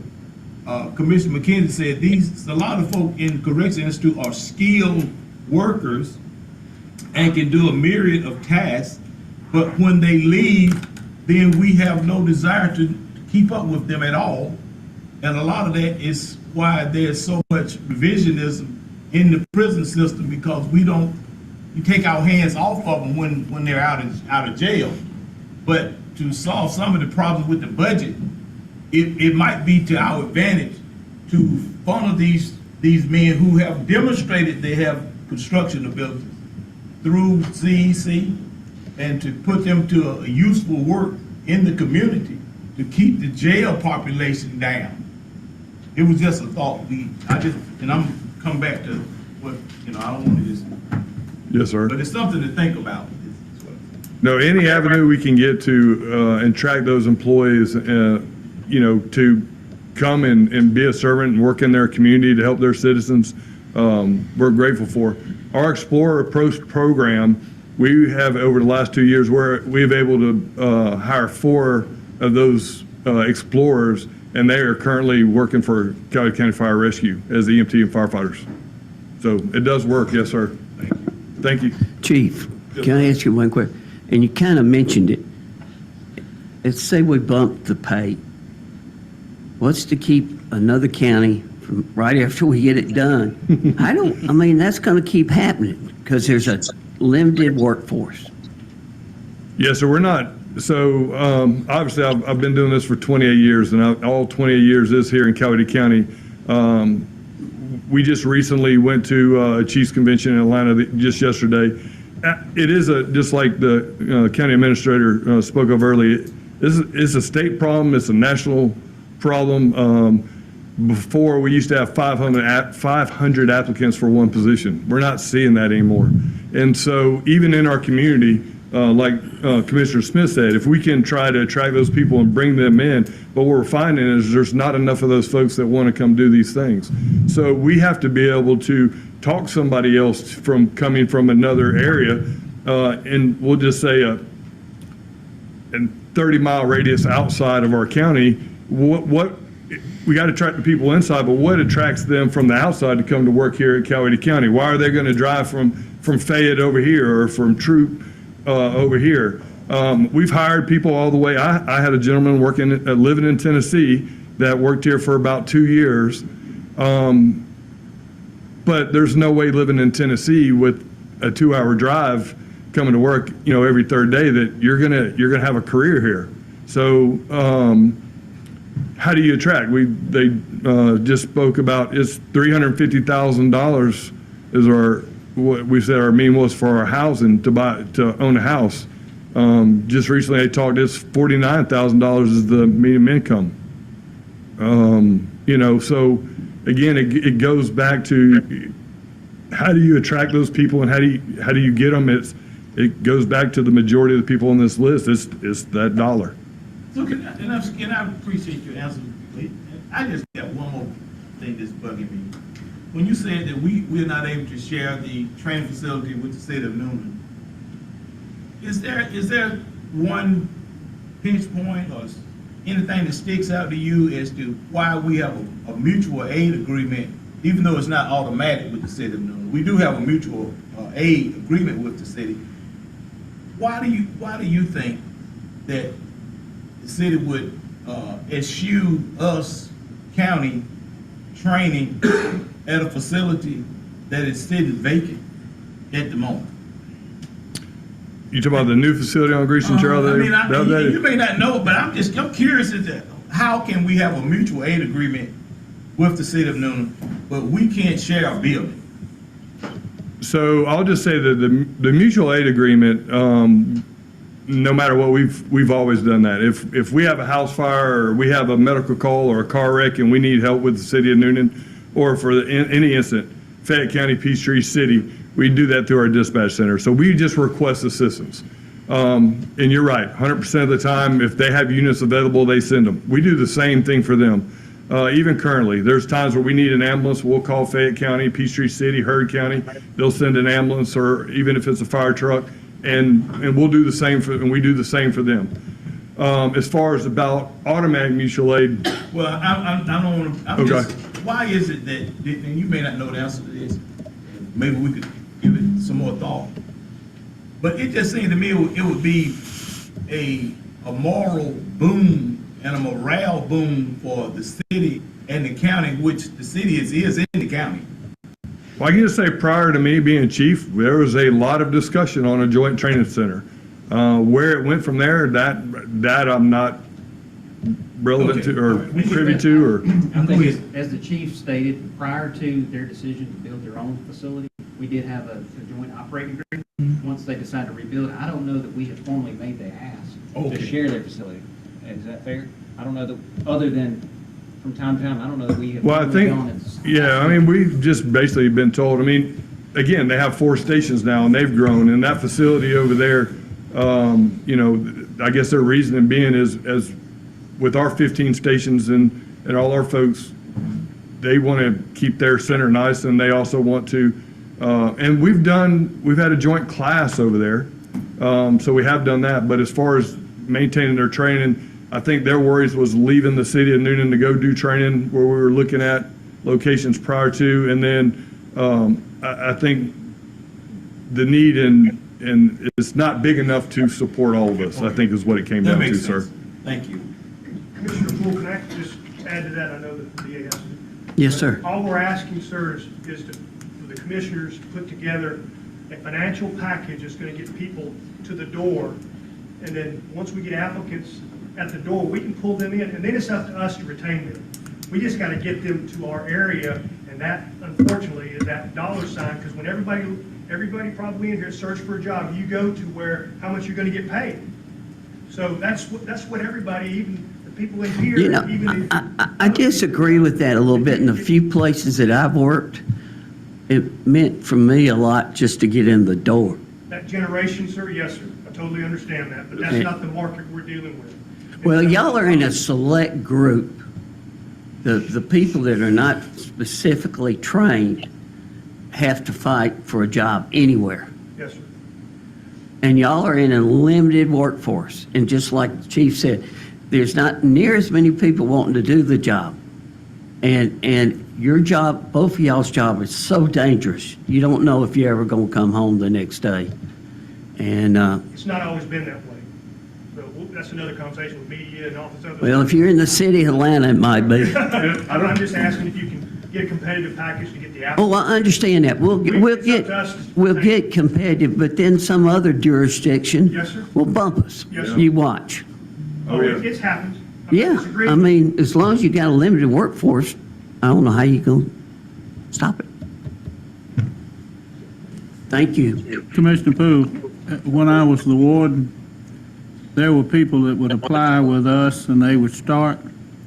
I had people that did not make it one night, because back in that day, you started off on the night shift. I think it's that way now, but they didn't make one night, because once that big steel door slams behind them and they realize that they're one of maybe 4 or 5 officers, they have realized that they made the wrong decision. And I think what we have, even with the other departments, sometimes once you get them in the door, they realize that they've made a mistake. They're not in the job that they thought it was, and they leave. Oh, I imagine just working in the jail, same way. Yeah.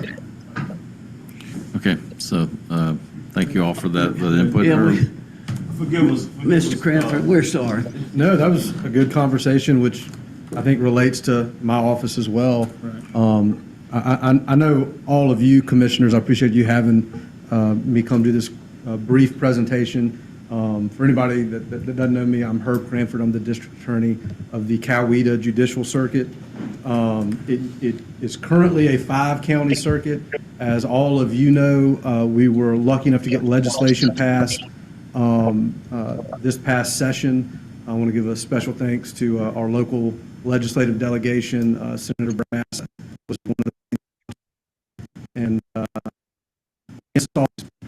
and 10 years after they first started trying to split the circuit, we finally got it done. I know Commissioner Reidelback came up to the Capitol, and we had a lot of support. The new circuit starting in January is going to be Coweta, Meriwether, and Troup counties. The state formula for funding a DA's office, meaning the money that comes directly from the state of Georgia, is based on the number of judges you have, but we'll get at least 8 assistant DAs, 1 investigator, 1 victim advocate, and 2 legal assistants. So what we get from the state is not enough to cover the caseload we have. That's just kind of a bare minimum what the state will give you. There are some DA's offices in South Georgia, really small, that get no county funding, as I understand it. So I want to be clear, I'm very appreciative for what y'all are giving us and have given us in the past. But I'm here today because it's not enough. Y'all heard how much the turnover is, and I'll get into that in a second. But we've got the number of felony cases we're getting from law enforcement is increasing. Coming out of COVID, where we did not have jury trials, which are the engine of the justice system, we had a solid year and a half where no cases resolved, because if you're not looking at the prospect of a jury holding you accountable, you're not going to accept accountability and plead guilty. The reason 90% of cases resolved by guilty plea is they know that if they don't take responsibility, they're going to have to go in front of a jury. And when you don't take responsibility, you typically get a more harsh sentence. You get the sentence you deserve versus the sentence you would get if you take responsibility. So COVID shut it down. So we had a backlog coming out of COVID still due. The employee turnover issue, which we've discussed, is really bad. All of that has a real effect on victims and the accused. And this was brought up earlier. I think there are a lot of costs that kind of come out of the criminal justice system that aren't always appreciated. The speed with which we resolve a case directly impacts the amount of money we're spending on the inmates in the jail, right? When an inmate gets a medical condition, we work with all the sheriffs in the circuit. We know the medical cost. So we're regularly engaging in a cost-benefit analysis along with the sheriff's department of, in a perfect world, we'd like to leave this person in jail until their case gets resolved, but they've got some medical issue that's going to cost the county a whole lot of money. And so there are plenty of times where we decide to give somebody a bond that everybody in this community would probably prefer to be in jail because it's going to cost us a lot of money. I'd rather get that person in front of a jury and get them sent to state prison where the state will pay for them rather than the county continue to pay their medical bills or us have to give a bond if we don't want to pay their medical bills. So there's a lot of costs like that. I think something that's basically impossible to put a dollar value on is the impact on victims and their families going through the system.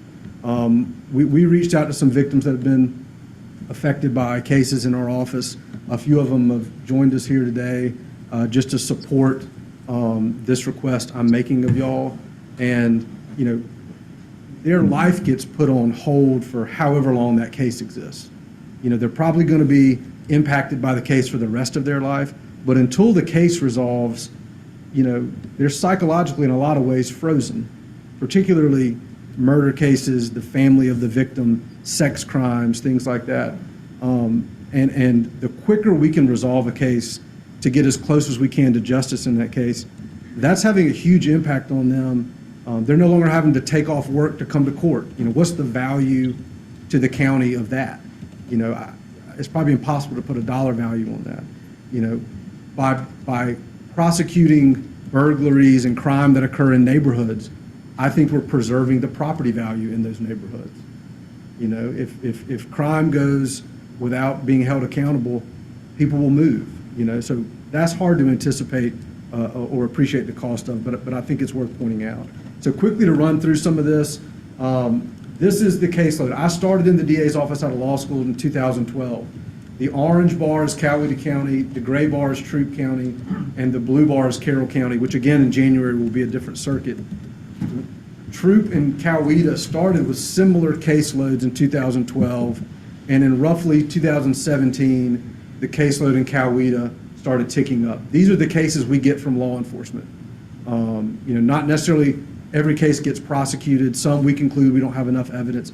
But every one of these cases we get from law enforcement, we have to take a look at. We review, and we decide if we can prove it, and if we can prove it, what's the just way to resolve it. The last 3 years, Coweta has received, the Coweta DA's office, just this county's office, over 1,500 felonies that we have to review. We're on track this year to be at 1,550, so to break that 1,500 mark again. In 2022, we set the circuit record and received over 1,600 cases in this county. Just for comparison purposes, Meriwether in 2023, we got 1,700 cases in Meriwether, but 1,100 of those were traffic tickets. So there's not a solicitor's office in Meriwether County, so we handle every traffic ticket, every misdemeanor. So, you know, we're getting maybe 400 500 felony cases in Meriwether a year. Most of those cases are very simple traffic kind of misdemeanor type cases. As I said earlier, in the 5-county circuit we currently have, there are 23 full-time ADA positions. Since 2020, I've lost 24 ADAs. There are only 6 remaining that were here prior to 2020. So that's, as you can imagine, devastating to the level of experience in the office. Victims of sex crimes, families of murder victims, I think we all would agree deserve to have an experienced prosecutor that's been around to handle their case, to make sure it's handled well and handled quickly. This is actually out of date. This week I got a call from an assistant DA that's resigning to go work in the Attorney General's office. So I've lost ADAs, now 2 to the Attorney General's office. 2 have become judges. Matt Swope, one of our newest state court judges. Jet Bendinger's our newest Superior Court judge. 1 went to the FBI recently. 6 have gone to other DA's offices, typically in the metro Atlanta area. And then the rest go to private practice. I think what that shows is we're training people well. We have good people in our office, lest the Attorney General wouldn't be hiring them, lest they wouldn't be becoming judges, And so I think we have a good office. Going to the question y'all asked the Deputy Chief and Chief Flanagan, what is the kind of cost-benefit analysis that employees are going through when they leave? And we have good dialogues with our employees. Like, they explain to us what their thought process is. The things that are attractive about working in this circuit, in my opinion, in my experience, based on these conversations, we give employees the ability to do what they think is the right thing to do on each case. What do you think justice is on this case? So they're empowered to meet with that victim, to sit down with a law enforcement officer, to hear from anybody in the community that calls, and do what they think is right. And I help set parameters around that, guidelines, but they're empowered to do what they think is right. Not every office is like that. A lot of offices, you just have your policy and you got to go do it, right? We also have a really good office culture, a team culture. Some offices, everybody's kind of a lone wolf, has their caseload. We work as a unit and everybody helps everybody. And I think that is a multiplier effect. We do a lot better job because we work as a team. So those are the things that are attractive. The things that hurt us, you've heard pay, that's a reality, and burnout from the caseload, as you'll see in a second.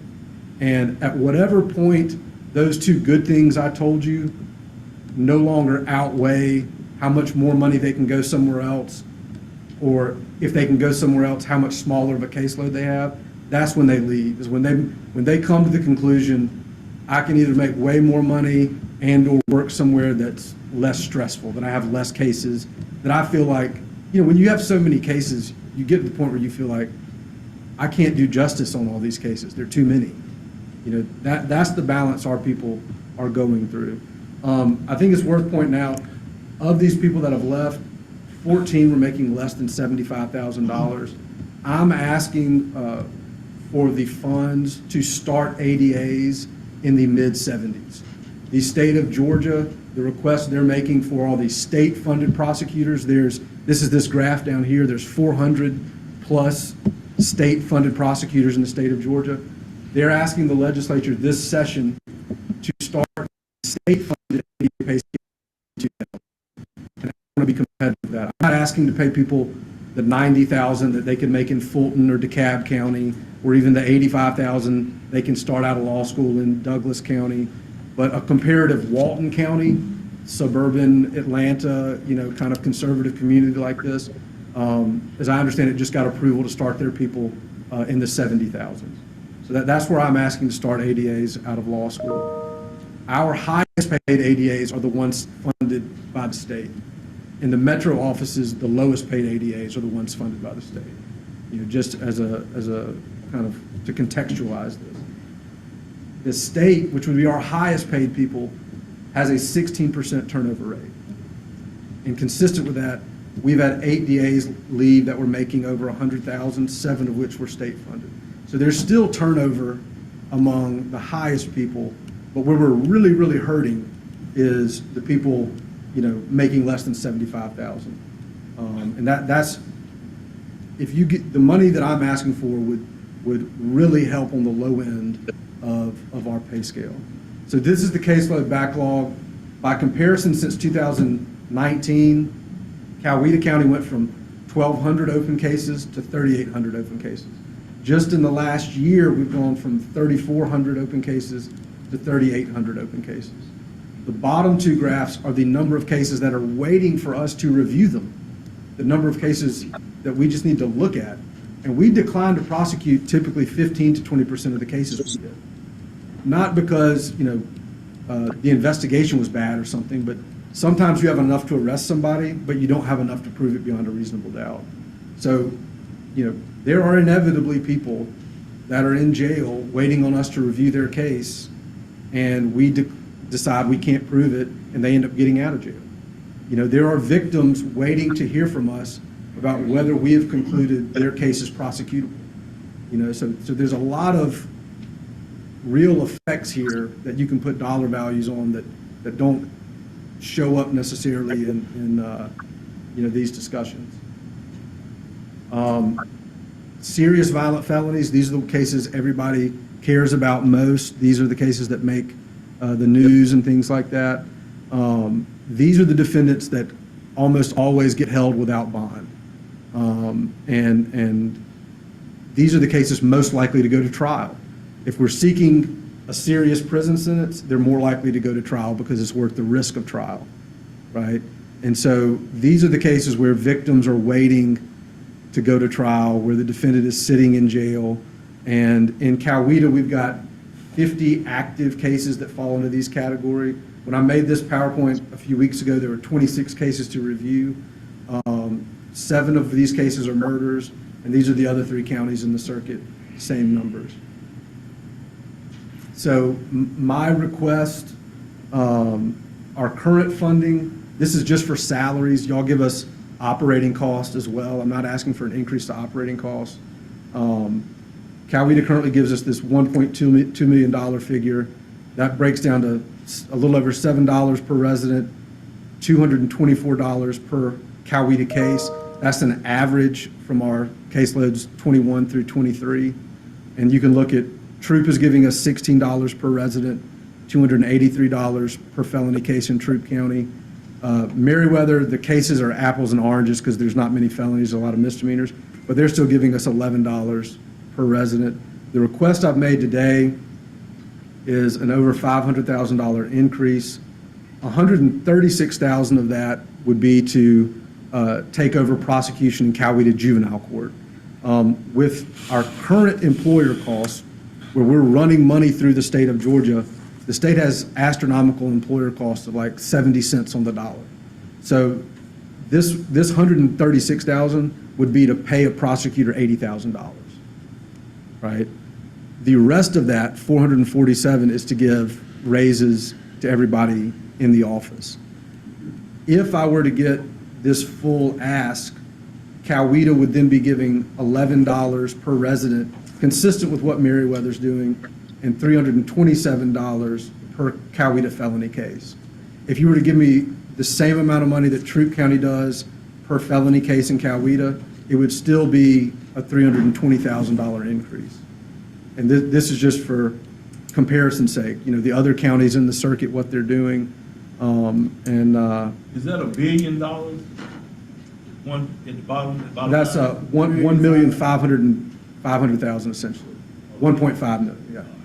No, I'm not asking for, everybody in here would want to work for us if I was getting that much money, yeah. So that's our ask. I would like to close if I could. Like I said, we reached out to some victims that were affected by our office and to some extent affected by these delays.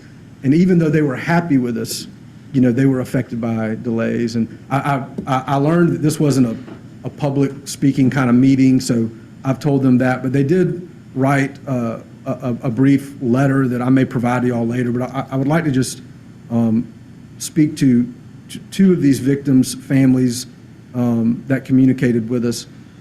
In one letter, again, it's very brief, I'll be quick. Dear Commissioners, I'm here in support of the District Attorney's budget request. My teenage daughter was the victim of a sex crime. We went through 3 attorneys through the District Attorney's office. So they went through 3 different ADAs handling their case. And as Commissioner Reidelbach pointed out earlier, each time results in a delay, right? So she says, we went through 3 attorneys through the District Attorney's office. Luckily, Matthew came back to represent my daughter because he felt strongly that she deserved some justice and for her case not to be put off any longer. She's referring to Matthew Swope, who was the manager of my Coweta office, a senior ADA who was just appointed by Governor Kemp state court judge, right? We lost a really good ADA, but that's to the benefit of the county, so I'm not complaining about that. But that's who she's referring to, and I think he deserves that acknowledgement. But so she said, Matthew came back to represent my daughter. If my daughter had the same attorney throughout, I believe her case would have been resolved much sooner, and she could have had closure and could have begun her healing journey sooner. I'm very pleased with our only experience with the DA's office, and especially our experience with the victim's advocate. Please support paying them a wage comparable to other counties so Coweta may keep skilled, qualified personnel in the office. And the person that wrote that, I don't want to call her out, is here today. She feels that strongly about it. She wanted to come up here. And another letter that I'll, won't read the whole thing, but go through some of. Her daughter was, victim of sexual abuse for at least 5 years. It's a different letter. Different letter, different victim. Was extremely anxious to go through the process of trial preparation and the trial itself. She said, the mother said, my heart broke again for her, knowing she would have to see the defendant and relive any part of her experience. I cannot imagine having gone through this process without the group of people involved in my daughter's case. It just validates so clearly how rare it is to even meet people as caring as the people from this office. Every effort possible should be made to keep them there. I really felt like my daughter was at the mercy of the system, and that was very scary to me. But during the entire process, I never had any doubt that the staff of the DA's office was always looking out for her best interest. This team has restored my faith in the justice system and kindness of people. We have just begun exploring opportunities to give back, such as donating, volunteering, etc., to help victims. I truly believe there is further healing in that. To me, in a way, this is another opportunity for us to give back. The Coweta County DA's office is once again aiding us in that healing process by reaching out for support, and they most certainly have it. If by saying this small piece can help ensure another little girl gets the compassion and support my daughter received during her case, that brings me some peace. Finally, words cannot express my gratitude for the heart and determination it took from this team to bring us closure. So, we're here talking about a lot of numbers, but this is what's really happening in the office. And that's why I'm coming at y'all year after year, like Commissioner McKenzie did, representing the staff at the jail where he worked. My people are doing, the Lord's work, so to speak, with some of the most terrible things anybody in this community will deal with. And if I wasn't up here doing whatever I can to try to get them paid better, not as good as everybody else necessarily, but better so they can stay, I wouldn't be doing my job, and it's all for these cases we see every day, day in and day out. My people are willing to make less money than they could in the private sector, but they've got to make enough to be worth it to stay. And that's where I'm coming from. And I know y'all, it's been made very clear today, y'all have got some very difficult decisions to make. Military will be upset about that. I'd be happy to speak to anybody that's concerned about where this money is going to be going, if it's going, for example, to my office. And so I appreciate y'all's consideration. Happy to take any questions. I just want to, because you talk about state-funded employees, and so I just need to understand the money flow. So Coweta County, as you state right now, pays you $1.233 million, correct? Yes. Do they pay that to the state, and then it cycles back down through you? Yeah, so all of that money goes to this DA's office, but currently we're in a program that we run it through what's called the Prosecuting Attorneys Council, and they send it back to us so that everybody's treated as a state employee and they get state benefits. Why in the world, this is my thoughts, would I give $1 that's only worth 30 cents? Yeah, so if you mean, it might make more sense for our employees to be county employees. Can that happen? I'm very open to that conversation. Is that something we can consider, Mr. Fouts?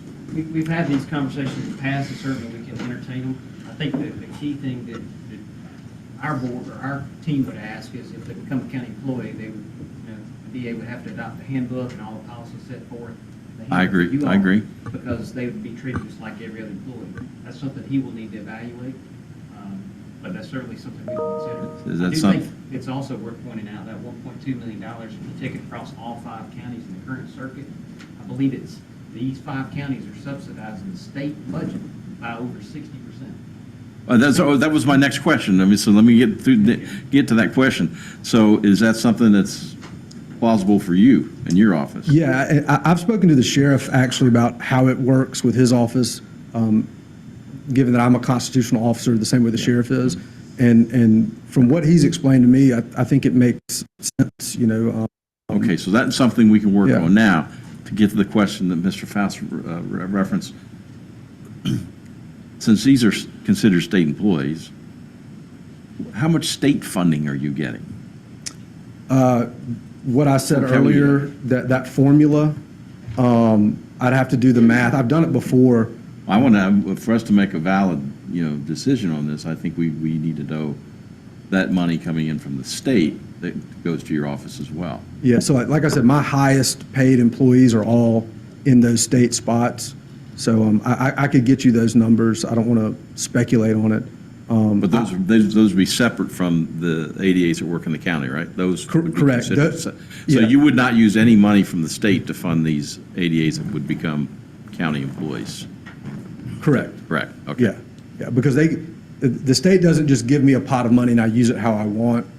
We put people into state positions, and according to a state pay scale, the state gives them money. So I'm not in control of what our state positions get. Does the state give you any operational funding?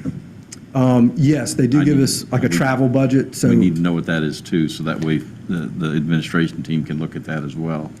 Yeah, so we get a little bit of travel budget money. We end up having to use local funds to supplement that, but they do give some funds for, I mean, Things like that. it's just transparency is what I think if we're going to, I don't know if my fellow commissioners are okay with that, but. Hey, Michael, is this similar to what we run into at the health department? Yes, the only thing I would say here is, I will say, Mr. Cranford's been great to share information over the last year or two. One of the questions has come up, right, with all these vacancies, where does that $1.2 million go if they have vacancies, right? Are they sitting on a fund balance? And I think he's answered that recently. But to your point, for years, Coweta County taxpayers were subsidizing the state agency, and they had a savings account. Of $1 million sitting there. Right. So this board decided not to fund them other than the state minimum, which is $68,000 a year. Do you have a fund balance now? I'm sure I do, yeah. So we use it on things like, we pay somebody in the solicitor's office to help us write appeals, things, local lawyers that don't. I mean, if we're going to do this as partnership, Mr. Cranford, we need to be able to share all this kind of Yeah, information between offices. I've provided all that recently, Okay. since the beginning of the year. I don't have it sitting in front of me. So but- you do have that information, Mr. Fouts? We've got some information. I'll get back with her to make Okay. sure. Mm-hmm. We should have most of it. Again, the last time, I think it was early this year, where Mr. Cranford asked for an increase for his people. And I want to say, based on the information, the state of Georgia is providing 35% of his overall budget for the 5-county circuit. So that means these 5 counties are subsidizing 65% For state for agency? state agency. And that's one way to think about it. I would ask y'all to think about it. What if the state gave us no money? Would we not prosecute felonies in Coweta County? I mean. Good point. Well, We can talk about the fact I'm a state agency, but at the end of the day, we're prosecuting crimes that occur in Coweta County. And I think everybody that elects me expects me to do that. How much The issue's not really you, it's the state. I mean, the state was sitting on all this money, and they wanted the taxpayers of Cayuga County paying, and then we asked questions and found out there was $1 million sitting there all the time where we didn't have to spend the money that we were spending, but the state wasn't letting it go. Well, even to take that further, last year, they approved a reduction in the valuation of your property, right? The HTRG credit. This year, it's coming off, so you all, the governing authority, are going to be blamed for a tax increase that's not even related to your decision. Correct. So, That was an $18,000 Good old state, exemption. man. I would just ask that the DA's office and the people we serve not be put in the middle of issues, legitimate issues between the county and the state. No, I think what we're saying is that we're willing to work with you, because, I mean, let's face it, if it's a 70% benefit funding and they become county employees, well, we just saved you 35%. Yeah, yeah. And actually, you could say, I save you 20%, and you give them 15% raise, bring them to that 72,000 or whatever you said. Yeah, I think having looked at it as much as I can, I'm not an accountant, I went to law school for a reason, but I think it does make financial sense. I would like to be really thoughtful about when I move people there. If somebody's 1 year away from vesting in the state system at 10 years, I might want to wait a year to move them into county position. But for example, because I'm willing to have my office take over juvenile court prosecution, if the county is willing to give me funding for an ADA to cover that, perhaps to start in September when we would need to start serving in that capacity, I'm very open to starting that person as a county employee. Like letting that person be the first person in my office that's a Coweta County employee. I think we already had this discussion, didn't we, Mr. Fowles? Yeah, we've discussed some of this offline, but I don't, know where we're at Okay. with it. But So- and there might be some employees that they'd be totally on board with making that jump now. Like I said, I think through attrition, every new employee could be brought in as a county employee. But I'm happy to have that discussion and get into all those weeds. Whatever has the result of my people making a more competitive salary and me being able to keep an office together. Okay. Well, it sounds like we got a map that we can kind of navigate to that ability to be able to do that. And I think with the administration and I are supposed to be meeting sometime soon about the juvenile position. Okay. So we'll start there, I guess. Well, you'll keep us up to date, Mr. Fowles. Mr. DA, you also say you're amenable to having the county ADAs come into basically under the county's umbrella. Some of these folks also have a state pension and not they would then go into our 401 or 457 or whatever the number is. That also would have to have some sort of a understanding before they did that. I'm assuming that the state pension is better than having a 401, 457, whatever. I think there's an old state plan that I think was pretty good that they've gone away from, and now it's predominantly a 401k plan. It's 457. But I think there still is a state pension. I think it's pretty nominal compared to what pensions used to be. But now the big thing for the state, similar to Coweta, as I understand it, is you start off by being able to, if you put in 5%, they'll give you 5%. And then something like each year you get an extra 0.5% match. And if you stay with the state for whatever it is, 20, 30 years, you end up with like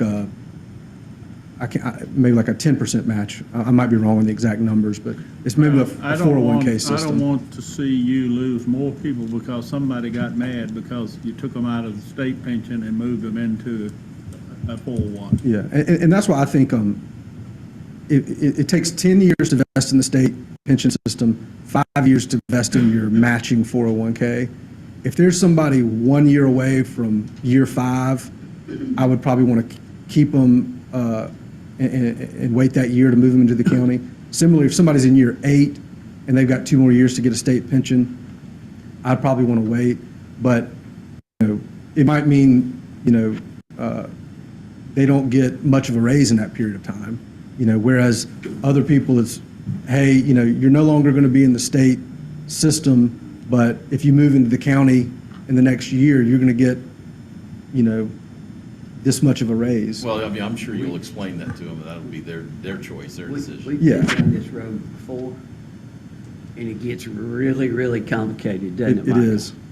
Beyond belief. It's very complicated, yeah.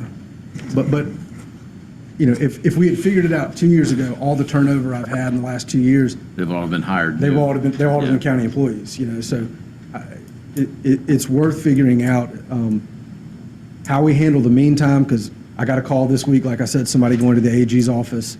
What could happen between now and the end of the year concerns me, but I'm definitely, if that's the direction the county wants to go, I'm game to go there, but I still have a need in the meantime. Okay. Thanks for your time, Herb. Anything else? Thank you all.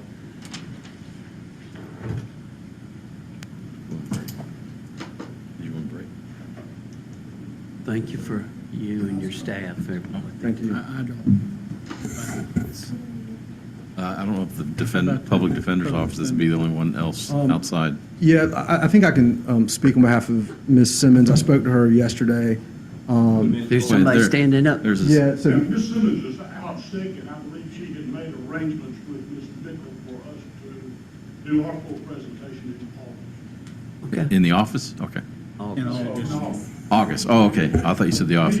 Oh, okay, all right. Okay, yeah, she told me the same thing. Okay, so, thank you. thank you. Thank you all. Chairman, we may have other, I don't know if you guys want to hear them, department directors that may want to comment. Yeah, if there's out. any department directors that want to speak.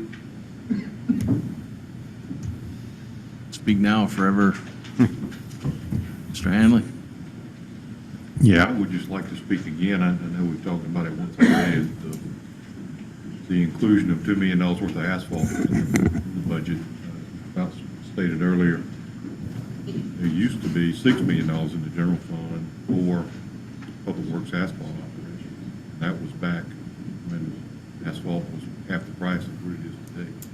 So we feel like it's important to get some funding for road maintenance back into the general fund, so that we're not so reliant on the I remember having that conversation with you, Mr. Fouts, when I was running. Are you locked in at that price? You in the futures or? We get quarterly prices from the asphalt plants that are around this area. Typically, we get 3 or 4 prices from the different asphalt plants that operate here locally. We'll buy asphalt from whoever's lowest price. How far would $2 million in asphalt go? Using county forces and inmate labor to put it down, that, just using that money to purchase asphalt, you can purchase enough asphalt to do about 14 miles of resurfacing. 14 miles. Okay.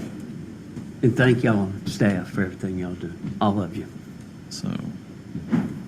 So, I mean, I don't know if this is where we kind of want to talk about where we're going to start the millage rate. And as Mr. Fouts had told us before, that I'm a big believer of that too. You shoot for a number, and hopefully you can come under that. If you don't, you know what the number is going to be advertised.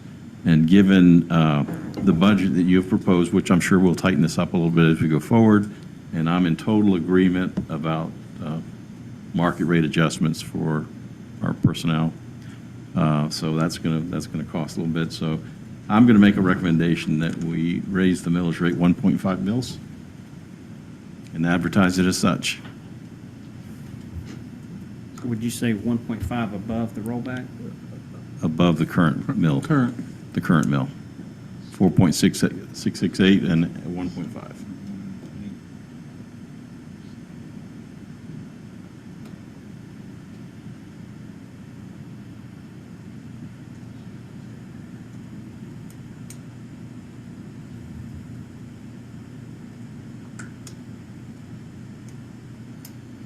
So 6.188 is what you're suggesting to advertise?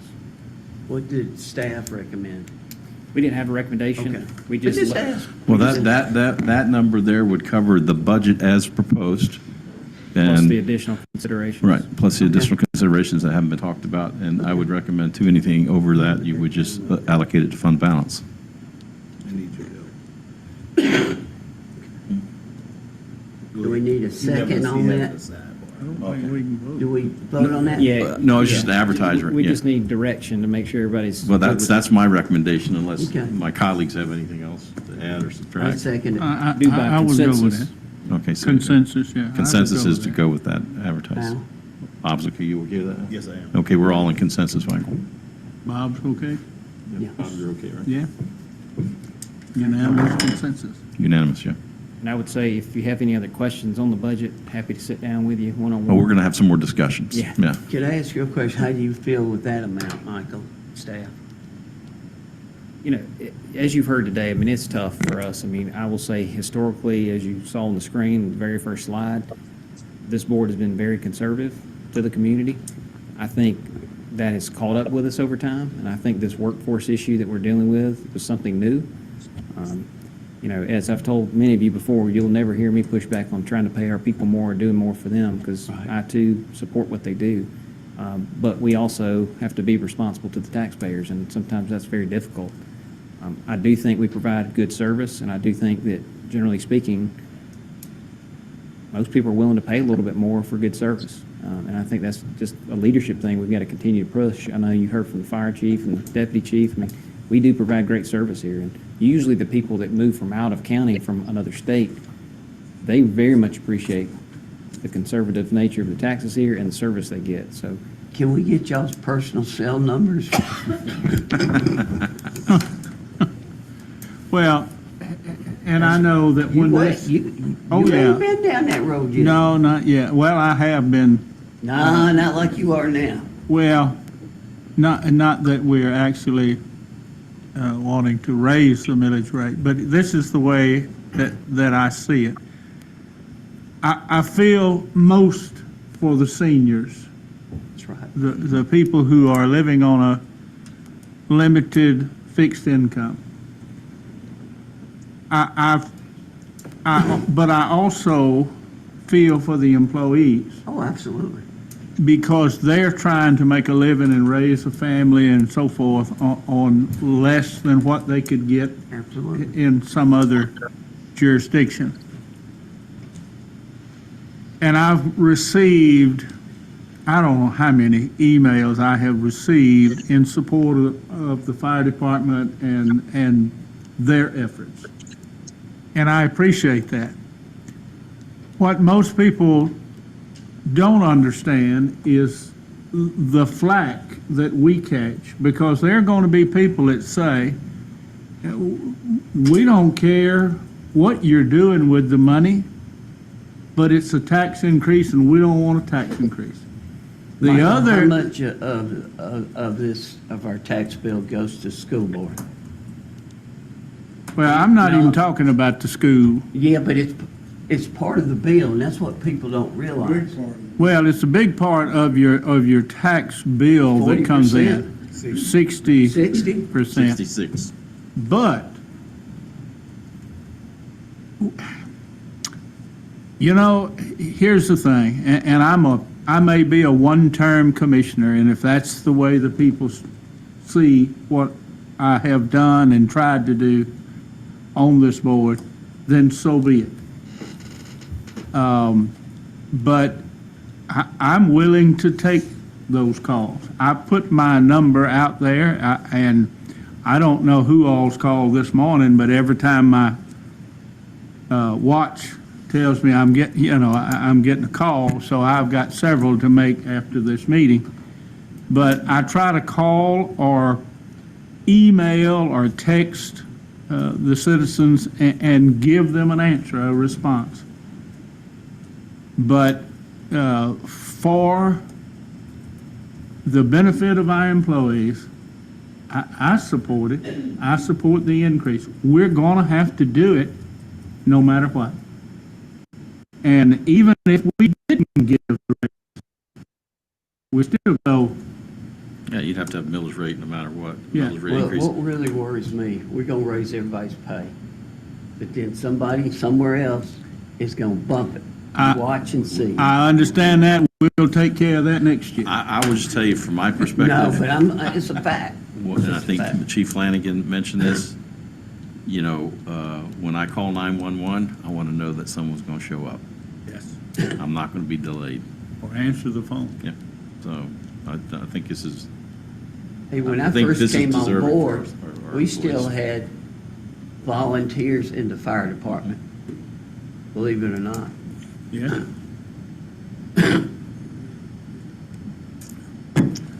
so do we want to like take a break before we get into the final two stages? We can. We have lunch in the back. Okay, We're you'll only get, 30 minutes away from 12. well, you want to just resume, Chick-fil-A sandwiches. resume at what, Oh, I 12:30? hope not. Zoom it. I mean, just take a break for lunch now and just come back in hour or 30 minutes or what? But we're sending all these people up out here, Yeah. you know, they got Well, work to the do. rest of the stuff is just ordinance stuff, right? Yes. Ordinance, and we do want to discuss solid waste operations. Let's stop at 12. Okay, we'll stop at 12. Okay. See how far we can go. to You, 12. so let's, if, I would prefer to go to item 3 if we could, because I think that's going to be a shorter discussion than item 2. Would you Okay. suggest? That's fine, yeah. Talk about solid That's waste. mad. Yeah, solid waste, yeah. Go from budget to trash.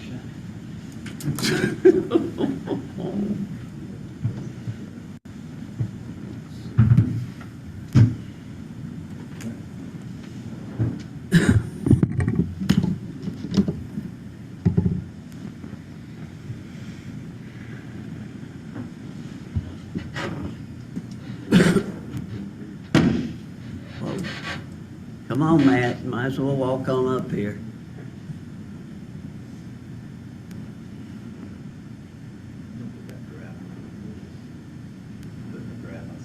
Yes. You sit here. Yeah, come on.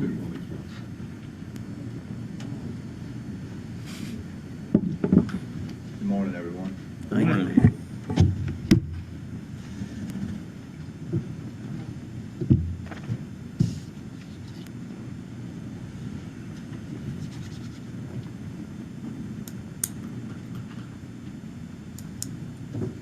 There we go.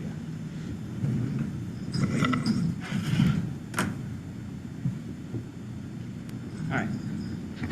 So real quick, just want to talk about two primary things, unless the board have other questions. One is the compactor site program, and then talk about transfer station hours with a little bit of specificity on a recent request. First, just an overview of the compactor site program. As the board's aware, this program has been in existence. Matt can probably tell you the exact month and year because he's been managing it for a long time. But this is what's known as our pay-as-you-throw program. There are two bags that are sold in the community, and you can obviously go and purchase those bags, and you dispose of the trash and/or recyclables at these convenience stations. We did have a few other convenience stations or compactor sites located in the county, and through the years, we have reduced the number of those. This is a map that just shows where they're located. The colored boxes around the icons indicate the number of hours they're operated per week. So just starting at the top there on the far right, the legend, the purple are the 56-hour sites. There are 3 of those. We have 2 32-hour sites. We have 1 16-hour site, and then 4 8-hour sites. And again, those are the number of hours, so days of the week, if you will, that they're operating. That's hours per week, you said? Hours per week, yes, sir. One change that's probably worth mentioning now is years ago, this program was contracted out. So there was a contractor that provided this service to the county. We've been now, about 5-6 years? We brought that in-house. Matt and team have hired part-time employees to man these facilities. And so that's brought it in-house, felt like we could do it at a better rate and provide a little more enhanced service. So it's part of Matt's function. So those are employees now of the county. Many of you have seen these. I just want to give a visual of a couple of them, not all of them. This is the Laura Smith site. They're obviously, excuse me, Andrew this is Bailey. Andrew Bailey. I apologize. I got them flipped. This is Andrew Bailey. Many of you have seen these, but again, just to show you a visual, I think the question really that's going to come is the board's direction on the future of these compactor sites. There needs to be some investment. The sites themselves, like this one, is just on the side of the right-of-way. In this case of Andrew Bailey, we've had discussion about incorporating this into the park enhancements at Andrew Bailey and Prowell. I'm not sure that's the best location for it. Just given some conversation, but again, just want to show you one. And then this is Laura Smith again. very similar. You have a compactor, you have some containers for your recyclables. Those little houses or shelters are there for the employees. They do have plumbing and that sort of thing. So again, there's a cost component to maintaining these facilities, septic tanks, that sort of thing. So they all have very similar setup. Is that correct, Matt? Yeah, some of them are circular in nature, so you actually, you make a big loop. So just, Matt pulled together some numbers just to show. I've broken the first few slides out by the sites, and then I'll show you the totals. But this is, these are the 3 56-hour sites. You can see Andrew Bailey, Laura Smith, and Selt Road. The 2024 numbers are through July, so 7 months of the year, which is why you see kind of a lower bar on the far left. But you can see kind of the comparison. Andrew Bailey and Laura Smith are very similar in volume, and they have been for a couple of years. This is a combination of both trash and recycling, is that correct, Yes. for visits? We don't have historical counts of separation between trash and recyclables, but I think anecdotally, what'd you say, Matt, 65%, you think, 60%? I've talked to all our operators recently, and I think it's even higher than that. So I think what we're seeing now is people have trash service at their house and are kind of using us as the recycling component of their waste. So I would say, sounds like more of the site visit is recycling And then. some of our 8-hour Saturday-only sites, some of the operators are telling me it's upwards of 85% of all visits are just recycling. So just something to keep in mind. Yeah. So those, again, are the three full years and a partial year of activity on the 56-hour. 32-hour sites, similar data. You can see graph's a little different on this one. It's broken down by site.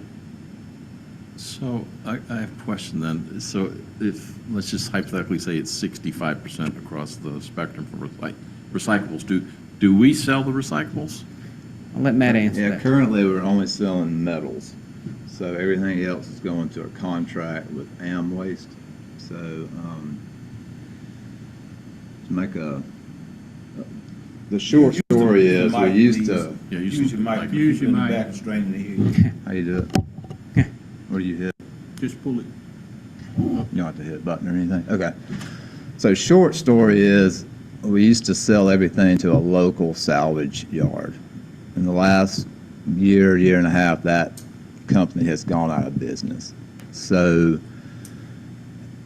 when you're trying to sell these commodities, you need to have some infrastructure in place. You need to have a baler. You need to have compactors to be able to be a kind of a broker, so to speak. So when prices are high, I'm able to move it and make some profit off of it.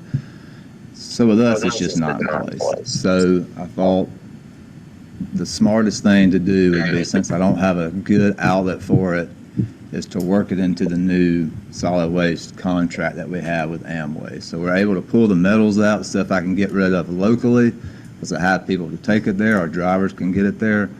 But for me to move this product to Atlanta or to Montgomery or to Birmingham, where it needs to go, I just don't have the resources to do it.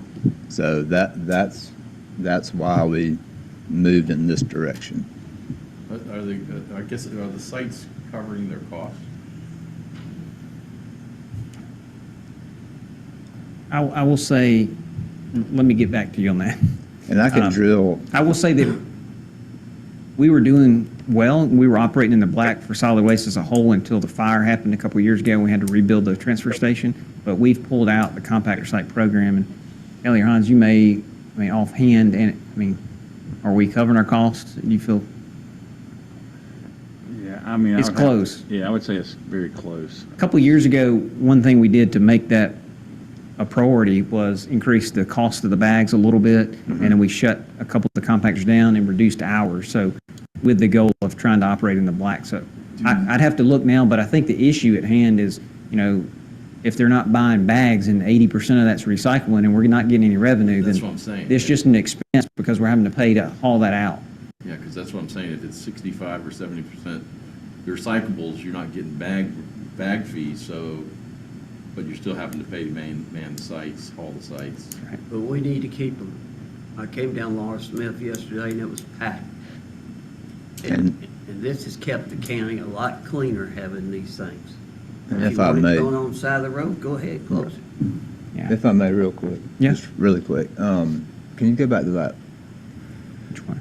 So you can see, so the 32-hour sites are Herring and Welcome, but you can see there's quite a difference between the two. There's Right. almost, and Selt Road really lags behind Andrew Bailey and Laura Smith. So I guess what I'm saying is, with y'all's direction, we might be able to, kind of change the hours of some of the sites that are lagging behind. I mean, just looking at that slide, Selt Road might not need to be open 56 hours a week. So, What about, I noticed Welcome is much lower than the rest of them. Is that due to the Same. fact that there's just not as many so people if that you really have, live in that area? I have week by week totals, which I did not send to y'all just because it's a lot of data. But take for instance, Welcome. So they're doing between 70 and 90 visits Monday and Wednesday, which is 6 to 8 visits per hour. So with your direction, I mean, if you say, Matt, it needs to be 20, we feel comfortable with 20 visits an hour. I mean, we can probably zero in on the hours that they're open.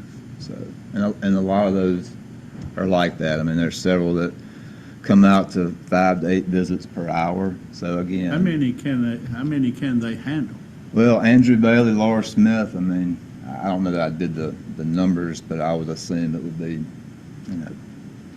Trouble with Andrew Bailey's, you run out of place to pull the Yes. car in. Well, and that's what this conversation is leading to. I think if the board wants to continue the compactor site program, one thing that's not in the budget, but we need to make some significant improvements to a few of these sites to accommodate that volume, because you're right. It's dangerous It's- on that. It is. Andrew Bailey, really bad, yeah. Andrew Bailey and Laura Smith are the two, obviously you can see from a volume. The other item that's kind of in the midst of this conversation is with our current provider, Amwist, they have approached us with a conversation about entering the recyclable market and helping us with the infrastructure. I don't have anything to share with you today, but they're working on a proposal. So that's going to be something that we bring back to the board for consideration. The initial conversation was doing it at the transfer station using the existing pad and having a baler and some of the equipment so they can go directly to the market, as Matt said, to sell it as a commodity. I think one extra step would be to possibly use some of that equipment at the compactor sites to make it even more efficient. But that's going to have to be a conversation with the provider, and then I think we would have to make some decisions about where to place those, because some of the sites wouldn't be able to accommodate. Matt, at the compactor site with Big Dump, how's that machine doing? It's in the building? Are you talking about the transfer station? Yes, sir. It's been great. Has- It's been great. So I we're wonder what really it's able. for back there. Right. And they've used it. I mean, there's been some cases where they'll separate cardboard from right, and you'll put a load just of cardboard. And, Yeah, I mean, we're- trying to make some Well, I mean, progress. that was an improvement. I said, what does that thing do back here? It's really able for us to place big items in the trailers where we need it to go, and then we're maximizing loads. I mean, And it's right there and tires Right don't there. go flat. right. And they could use it to pack. Oh, Material. yeah, okay. Thank you. So really, we're just looking for direction on what, and we don't have to answer the question, or you don't have to answer the question today, but staff does need some direction on the compactor site program.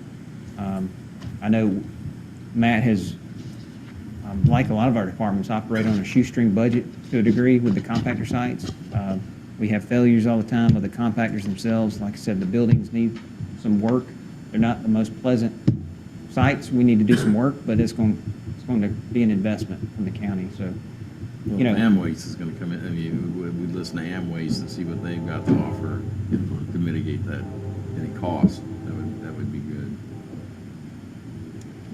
But Anything else? some of the sites, I'm looking at the 8-hour sites, some of those have went down since '21.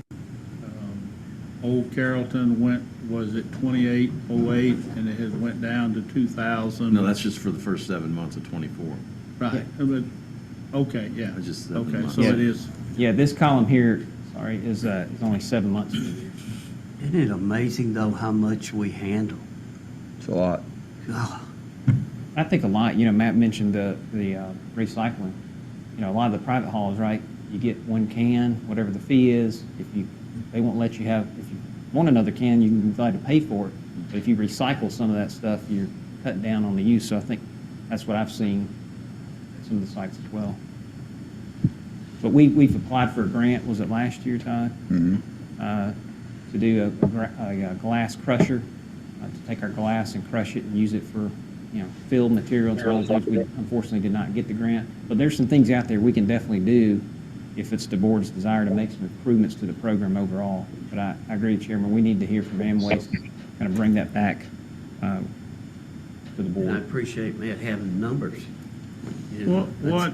what kind of direction are y'all looking for from us today?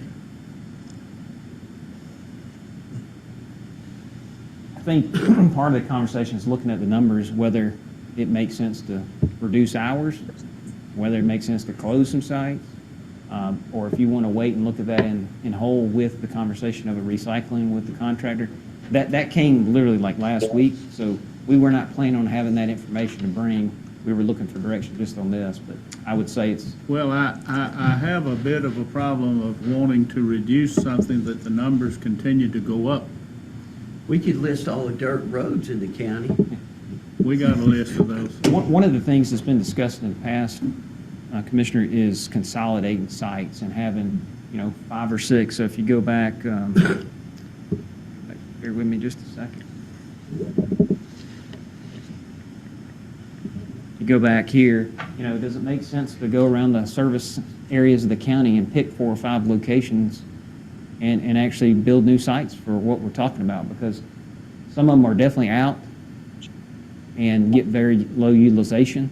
So again, back to Commissioner McKenzie's point, Rideawalk's point, if we're all only getting recycling and then yet we have a cost, we may need to reduce our expense as an alternative. But that's one of the things that I think needs to be on the table, is whether or not we reduce the overall sites. These initially started out, obviously for people in the rural areas to take their garbage because they didn't have rural garbage service. Well, the whole county used to be rural. Yeah, to be well, you know what I'm honest, when saying, it though. is that- started. Yeah, but now you've got all these, carriers now That's that true. offer trash But- service. But you go by them and you'll see cars. But like I said, list the dirt roads and we can But just sometimes, take them down there and again, drop it. such as our seniors, some of those can't afford a private hauler. True. True. And they have solid waste issues too. They need to haul their trash off to somewhere. How much is it with bags? The big one's $3, $3? and the smaller one's $1.50. Okay. We So mainly we sold Size of a big bag. 32 gallon. I think we've sold glasses. here. Tom Corker and I got that started. We bought a ton of bags. So we sold in 2022, 2023, we sold right at $200,000 worth of bags. What is our cost per bag? 15 cents? Oh, gosh, I got per K, it's not much. I could provide that for you, I don't have it with me. All right, I would suggest if we're more than tripling our cost on bags. Raise bag prices, is that what you said? So I would suggest that they be lower. Okay. Why don't we just carry them into Noonan and drop it off? Won't you just go back there? Well, we can drop. You don't drop it in my business. Let's just drop it off in Noonan. It's What the heck? annoying. What the heck? Michael, since the pandemic ended, There you go. like There's 20 and 21, we weren't subsidizing this as much, and now it's kind of ramped up. We are subsidizing it a lot more. And I think it goes back to that recycling revenue that we're not seeing. Yeah, and I don't think garbage bag Garbage cost bag of it sales? hasn't changed. No, not much. My budget each year is probably $4,000 to purchase these bags, and then we're selling about $200,000 a year And I'm not sure you could do the volume to really get it in the black or break even. Yeah. It would be a. Well, I'm looking at this as comparable to the recreation department, where we are not looking to make a profit on recreation. Likewise, we not looking to make a profit on solid waste. It's a service to the community. Right. That's right. I would just argue that it needs to be as affordable to the citizens as possible. We already making money on the bags. I don't know if we're making money on the I will side. say it is. Did it you is just an say enterprise. we were subsidizing these sites? Yeah. And The you overall program, so we're subsidizing, so we're not in the black, is what you're No. saying? So we used to, we used to be in the red for a number of years to the tune of a couple $1 million in the solid waste program. Uh-huh. And around 2014 or 15, we made significant changes and we operated in the black for several years. And then we had the fire, and the insurance proceeds were around $280,000 for $1 million project. So we carried that debt, if you will, in the solid waste fund. So we've just, that in the pandemic, we've been slow. Well, but if you take that phenomena out, would you be operating in the black? No. No. Okay. And I think it's the recycling cost that's driving this. Okay. I was just going to say, Mr. Smith, it's not just the cost of the bags that drives that price. It also covers the sites, manning the sites, hauling the material away, disposing of it. So it's more than just making profit on the bag itself. It's covering the cost of what it takes to, once that bag's filled up and put in at a county site, what does it take then to haul it away and get rid of it? I hear you. Anything else from compactors you guys we missed? I don't think so. Well, when you revisit this and talking with Amways and stuff like that, I mean, because that Andrew Bailey site, that's going to have to be fixed, so there's going to be a big cost factor to that, so we need to do a cost-benefit analysis on that. Are we going to put it in your park? No, I thought that's what we were going to do. no, it's going to stay there. Yeah. I thought we were going to move it. Yeah, there is a concept of moving it into the park. Yeah. So anyway, so I mean, factoring all that in, so just to make sure we're doing the right thing. The last thing real quick, and we'll bring back some information on that, is just a quick discussion on the transfer station. Currently, the hours of operation there are listed on the slide, Monday through Friday from 9 a.m. to 4:15. I have to be in the gate by 4, and then Saturday from 8 a.m. Is that correct? 8 a.m. to 2:45 p.m. And so we've asked Matt and team to kind of look because, obviously Saturdays for the people that are working are kind of the busy days. So we asked about extending hours to be more in line with the weekday, even if that meant we closed, early on the week, one weekday. He's pulled together some data, and I'll let him share kind of his findings, but Yeah, so what we kind of looked at was what we do during the week, which we average about 175 transactions Monday through Friday. And on Saturday, got a little less time, and we're doing between 200. I think we set an all-time high this year. I think it was 250 plus.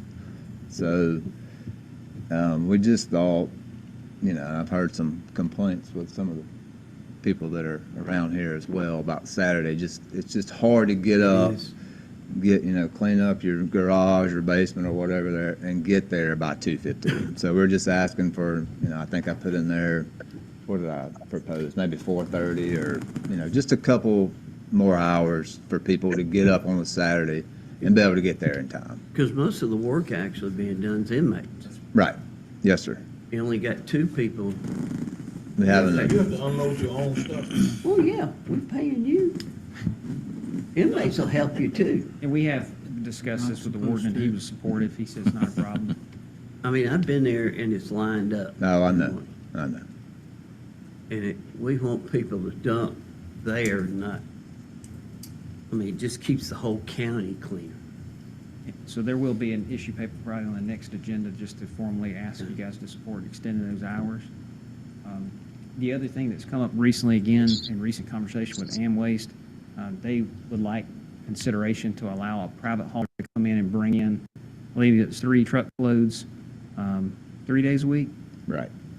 coming in from 6 a.m., between 6 and 9 a.m. to basically come in early for private haul drop-off. And so that would be an exception to our hours. So again, this was asked of us last week. I think that just in brief, staff feels like if we're going to do that for Amwaste, we need to open that up for anyone. Well, So I've we been do there think and I've there's, seen a private hauler come in and dump during the day. What time? oh yeah, they, Huh? What time was that? during Oh, the I don't day. know, just during Oh, the yeah, day. right. Yeah, they come and go, Yeah. just like citizens day do, long? but we, Right. Yeah. we do think, obviously, they're in the business of getting out on their route, so if we did open it up from 6 to 9, that may encourage the private haulers to Okay, come in that's fine. and cut down on that volume. But again, that's just something that was brought up Do last. we charge them the same amount as we do a citizen? Yes, sir, we did. Why don't we charge them more? They just up, increase our Yes, trash tonnage. bills. I mean, they do pay pay more. more. Okay, as long as Yeah. they pay, I mean, because if we're taking garbage from other places, you know. Well, the only thing in that, again, I want us to be fair to even the private haulers. If we're going to do it for one, we need to do it for all of them. Yeah, we agree. Yeah, that's a good point. We agree. So that'll be, we'll put that on the table in the issue paper as well, as far as discussion on the transfer station. Okay. Any other questions on solid waste or anything, Todd, Matt, that I missed? Good. Thank you, Matt. Yes, sir. Next time you put a picture up there of the transfer station, we need one of an actual picture that shows how many folks is lined up out there. Yeah, that's the truth. I think that was before, that was when the. That makes it look That like looks like they're not brand even new. having a visit. That looks brand new. Yeah, that's before the material handler was put in and some other things. Yeah. Yeah. That's what it's called, material I handling. know you're gonna break for lunch. You wanna go out there and have lunch out there with me? I have in the past, Have you? yes. Okay, so we're gonna adjourn for lunch. Thank you all. Be safe. 12:30 return. Thanks, everybody. What time? 12:30.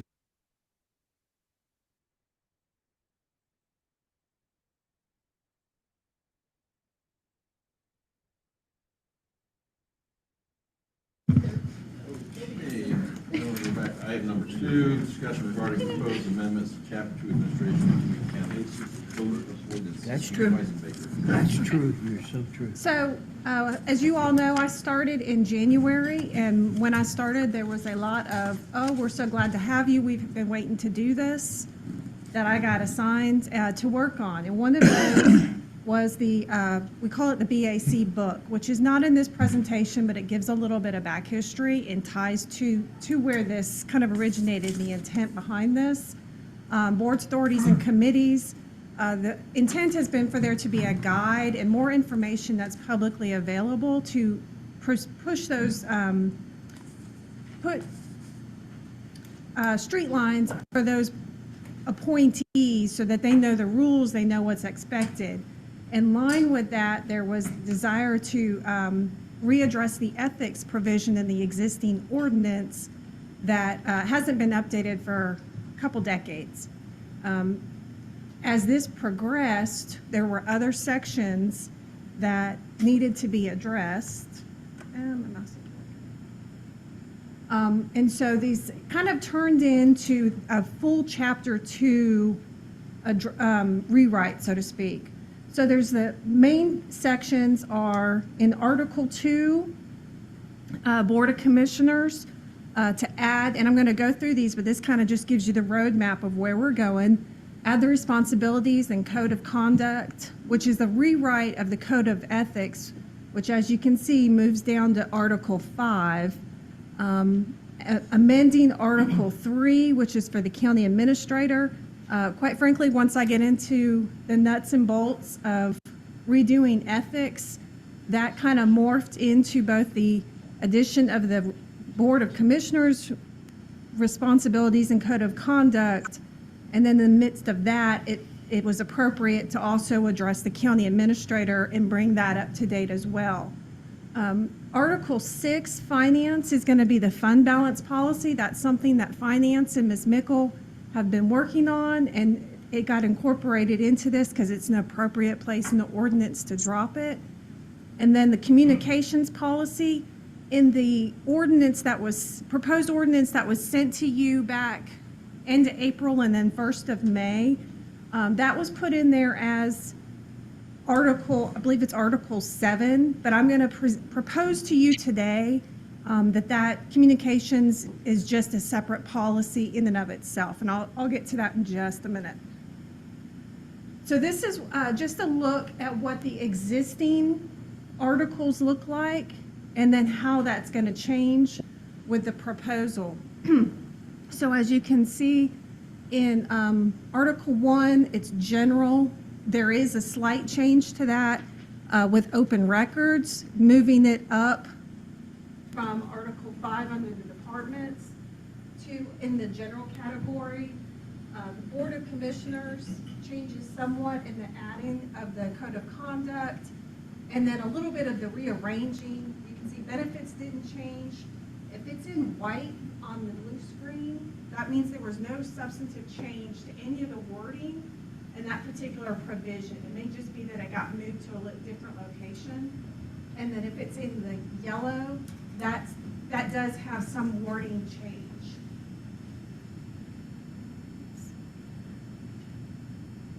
Okay, so Article 1, which is in general, the addition to this is moving the open records to this provision.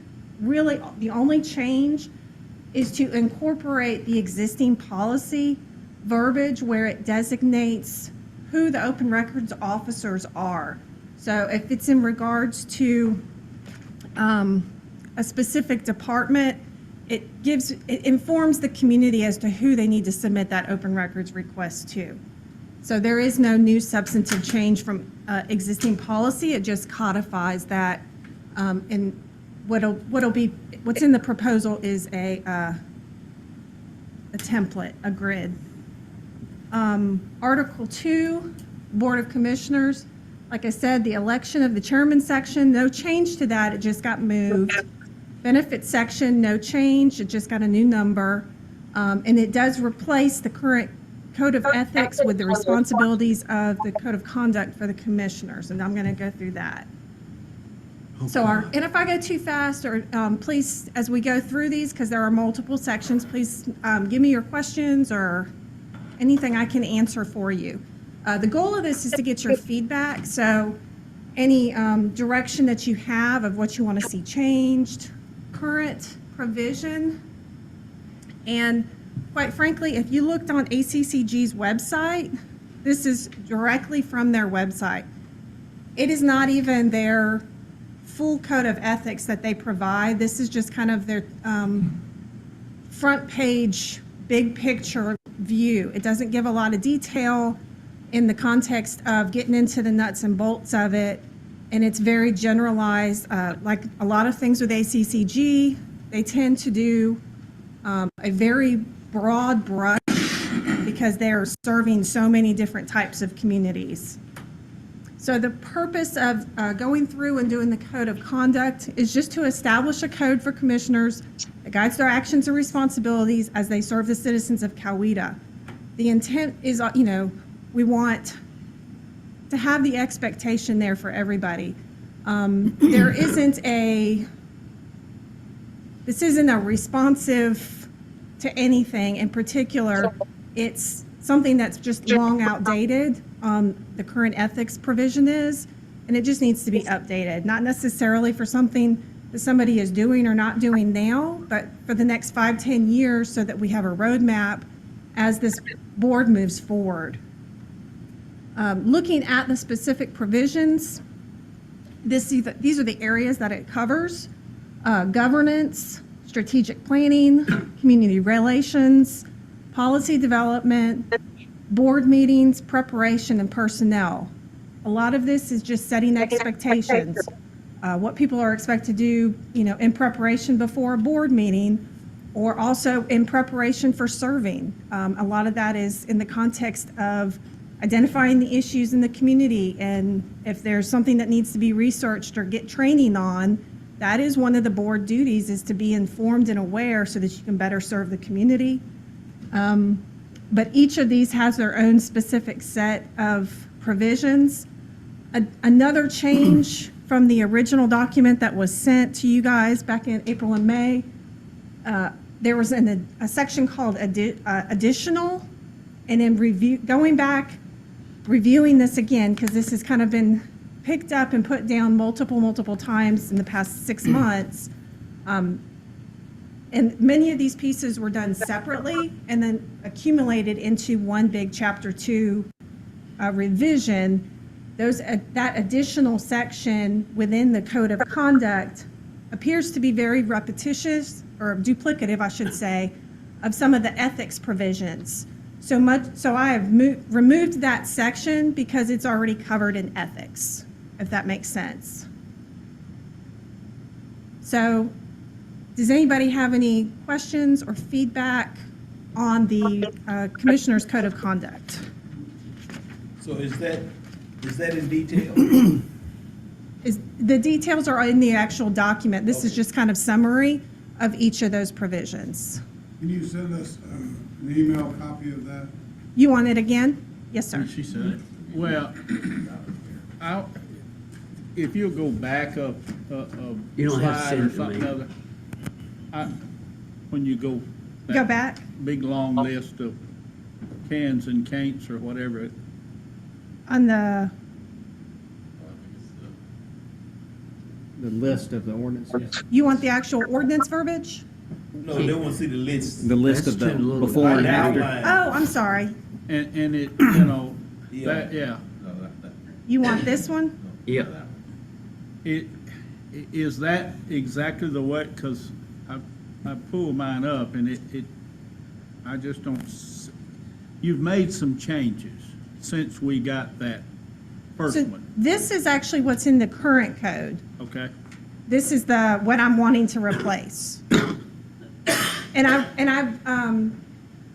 I have prepared amendments because in today's work session, I mainly wanted to get feedback on what was sent out back in April and May, but I've already got things that I am already proposing to change from the original that you already have, like the deletion of that section called additional, because I now feel that it's duplicative of something in ethics that's already covered. Is this the screen that you were wanting me to get back to? Quite honestly, I can read Code of Ethics and that's it. Me and you both. So go back 2 screens before that. I'm looking at number 9 specific. Go ahead. Go back. Where you had the outline, where you had the old one, then you got the new one. This one. Okay. Where is ethics pushed into now? Article 5. is now Article Can you see that? Okay, got it. I can't see it. I can't see the font, it's so small. I'm sorry, I was trying to get too much on one screen. Don't mess with it.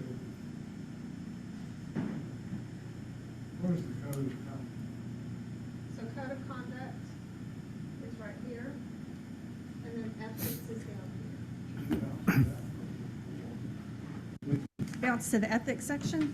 Yeah, I never read it. I can tell. The old one, right? So this is the current existing version of the Code of Ethics that I'm proposing we replace with the new verbiage, which is now split to a Code of Conduct, which would be, the Code of Conduct would be applicable to all of you, and then the ethics, which I'll get to in just a second, is applicable to the Board of Commissioners as well as other officials. So if you appoint somebody to an authority, a board, a committee, then the ethics in that proposed section will apply to all of those officials. Because right now, you have boards, authorities, and committees who have no rules that they are held to.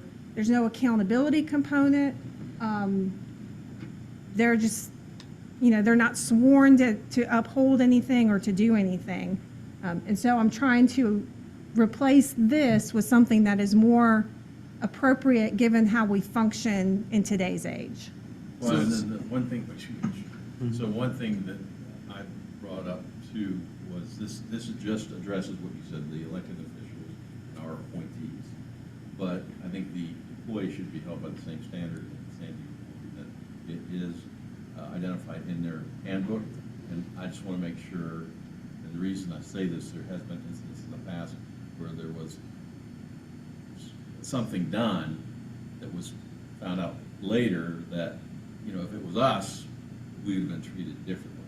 Well, and I, since our conversation, I actually emailed you. Yeah, I know, I that- just oh, got it okay. last- yeah, I just got it. And that is something, you know, quite frankly, I'm of the, everybody should have the same rules.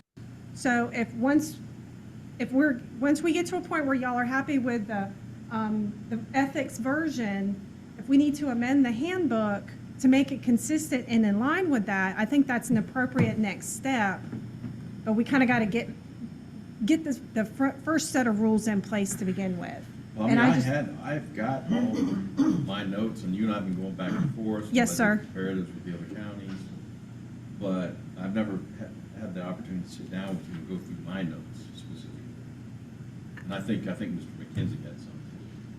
Well, and we can go through that. I don't want to do that. I'm here, at your pleasure, so I don't however think- I you don't want think to we're gonna proceed. Make a decision on this today, but I just want to be able to have that opportunity. Yeah, I think the challenging part, right, is if you go meet separately and then Bill goes and meets separately, then we have just separate opinions. But the value of being together here is to provide staff direction so we know kind of what But you see, guys. what I'm doing though, is I'm following this document that she gave us with all the changes. She's going through the new proposed document, so that means I have to look through this thing. It's like, this is Article 5 in the new document. She changed it from whatever that was. Article 5. Let's see, Article 3. It's an awful lot. I mean, I see this, and I understand this is what we have now. But what you sent us was an awful lot more than this. Oh, sure, yeah. She just said, And trying to be able to figure out what has changed. I think we sent a red line for that reason so you could see. Well, but what I'm saying though is that she's going through the document the way she wants it to be, okay? And so I'm trying to keep, because right now, ethics is a separate article within itself, but right there, it's under No, 32. this is the old. This is the This old. is the old one, But it right. shows in that document where But it's the new moved. one that I have to look at, I have to go back into the document to go to Article 5, And because it's no longer in the front. Because it moved. Because it That- moved. But that's in that document. That's what I'm saying, I'm trying to follow this. It's difficult because she's going, that's the old one, now go to the next slide. Well, Hold on, before we go go ahead. there, Yeah, what does Mr. Smith had a number question. seven mean? I'm sorry, What did number 7, what is the purpose of that? in the, Appraise all real estate personal property. This is the existing. yeah. I this understand, all- but what is that for? Well, that's the point with all this. If you notice there in the very bottom left, most of this was adopted in 1985 when none of us were here. So we're asking to bring it forward to current relevancy to how the board operates and clarify some areas because we get the questions from you all from time to time as well as the public. So we're just trying to. But 7, the only place that would ever come into play would be when you do your ethics form for the state. Well, I think technically number 7 applies to the Board of Assessors now, right?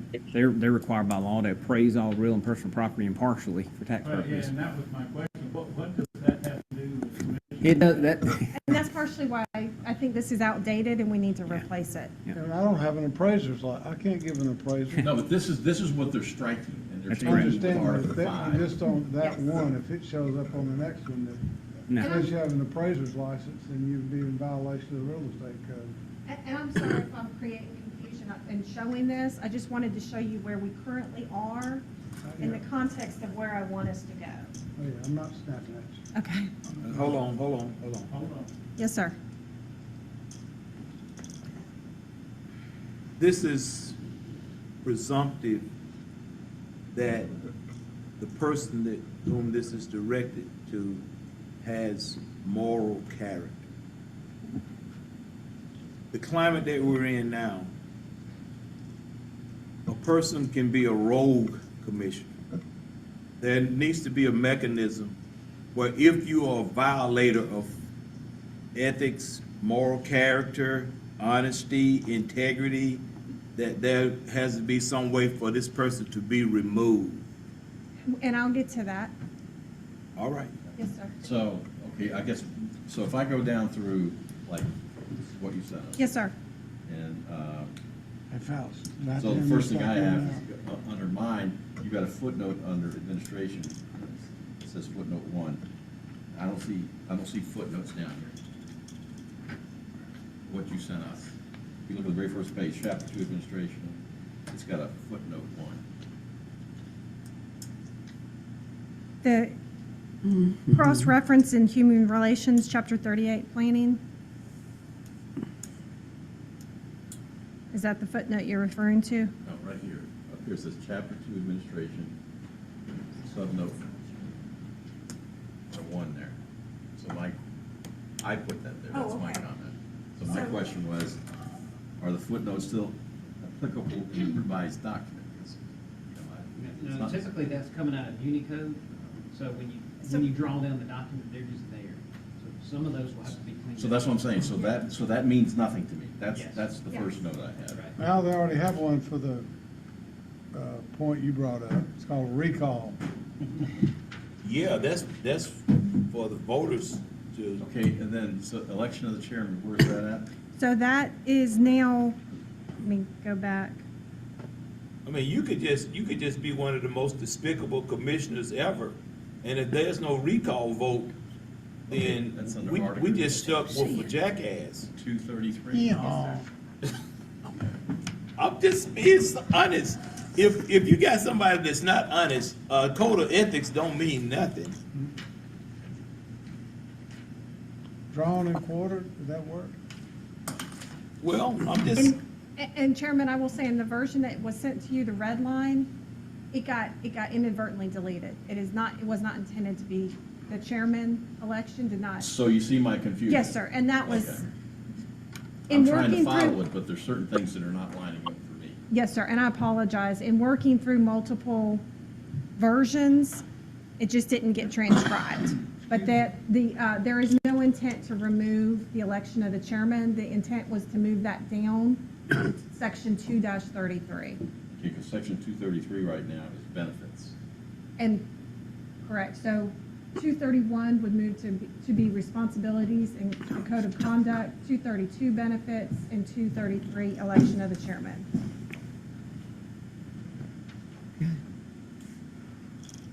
Okay, so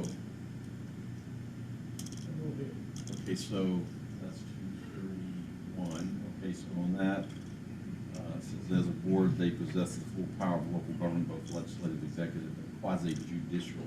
Can you give me an example of quasi-judicial? So in quasi-judicial would be in the context of when you're making a factual decision, you're making a decision based upon your determination of facts. So, trying to think of a matter, Right, zoning would be. you're making a factual decision of what a condition would be based on that making a ruling based on the facts presented to you using your judgment.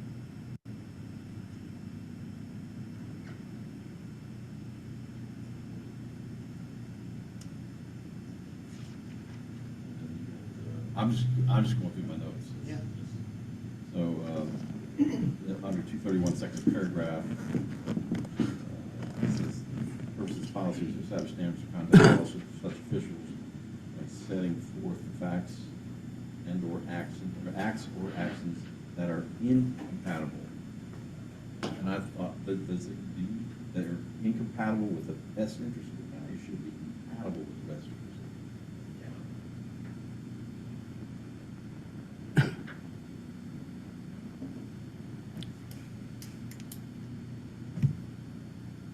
You're correct, it should be compatible. We have governance, recognize our authority of the board rests only with the board as a majority of, as you said, as a whole, but it should be as a majority. A vote would go to the majority, but the power goes to the whole. So a majority vote would be, Recognize that the authority of the board rests with, only with the board as a whole, and not with an individual board member. I mean, I don't know, it takes three of us to make a decision. yes, but those three could differ from vote to vote, which would be based upon the whole You're talking board. in totality. Yes, sir. Okay, that's just, I didn't understand that. If you guys, I mean, if you guys don't want to do this, I mean, I can do this with her offline. But I went through this because I've been working with her. Yeah, y'all do it offline. Okay. Oh, no, Bill, I'm sorry. Wait. Yes, sir. Cancel that. Wait. We're gonna do this thing off now. Then why don't we set this thing off, and come back after the first of the year when we have the new commissioner here? And there's a good possibility that, well, not good possibility, there's There's a possibility I won't be here. that possibility. Damn, Bill. That's what it's, you Damn, you gotta done tell wrong the here. truth. You gotta be honest. And then we got the mayor. Let's deal Mayor, with the truth. of we got the mayor up here Okay, just pass the paper. because he don't have no socks. So, and, you know, This is Commissioner in the box tied up, is that what this is called? I respect that, the logic in that, but I will say, there are so many things that are, we can get to it after the first of the year. We're working on this in the coming months. This has been, I don't know how long this was, you know, parts of this were worked on before I got to the office, but this is 6 months in, and I would hate to keep kicking things down the road because there are other things that also need to happen, and we're just robbing from Peter to pay Paul. If we I'm can. happy to go through my notes. Yes, because sir, I've and got I- my notes. and- And if they want to sit here or And I'm happy to, you know, to meet with you if they don't want to sit and go through all of your notes. I just, Sit here all day with that. yeah. I would just caution against moving it Okay, keep going. any We further can for, leave, though. yeah, you can- if you guys for want that to- consideration. I like watching y'all listen, talk. Can you talk about the, section 2.33 election of the chairman? Yes, sir, that didn't change at all. That's the existing. I'm confused about the rotation. Commissioner Smith, the rotation as it states today is just a district rotation. I can't explain it either because it was done prior to my time, but the district rotation is 1, 4, 3, 2, 5. And then there is a skip, obviously, if you don't have the 2-year minimum requirement. That's how that operates. But as Sandy said, there's no difference in this version. We're just moving it to a different area to, You know, Because like when I came on, you finished being the chairman. Bob Free was after me, he was chairman, and then went back to me. yeah, after you, I can remember one time when they voted skip one commissioner. Oh, yeah. Oh, Oh, so 1, then you go to 4, and then from 4 you go to 3, and from 3 you go to 2, then from 2 you go to 5.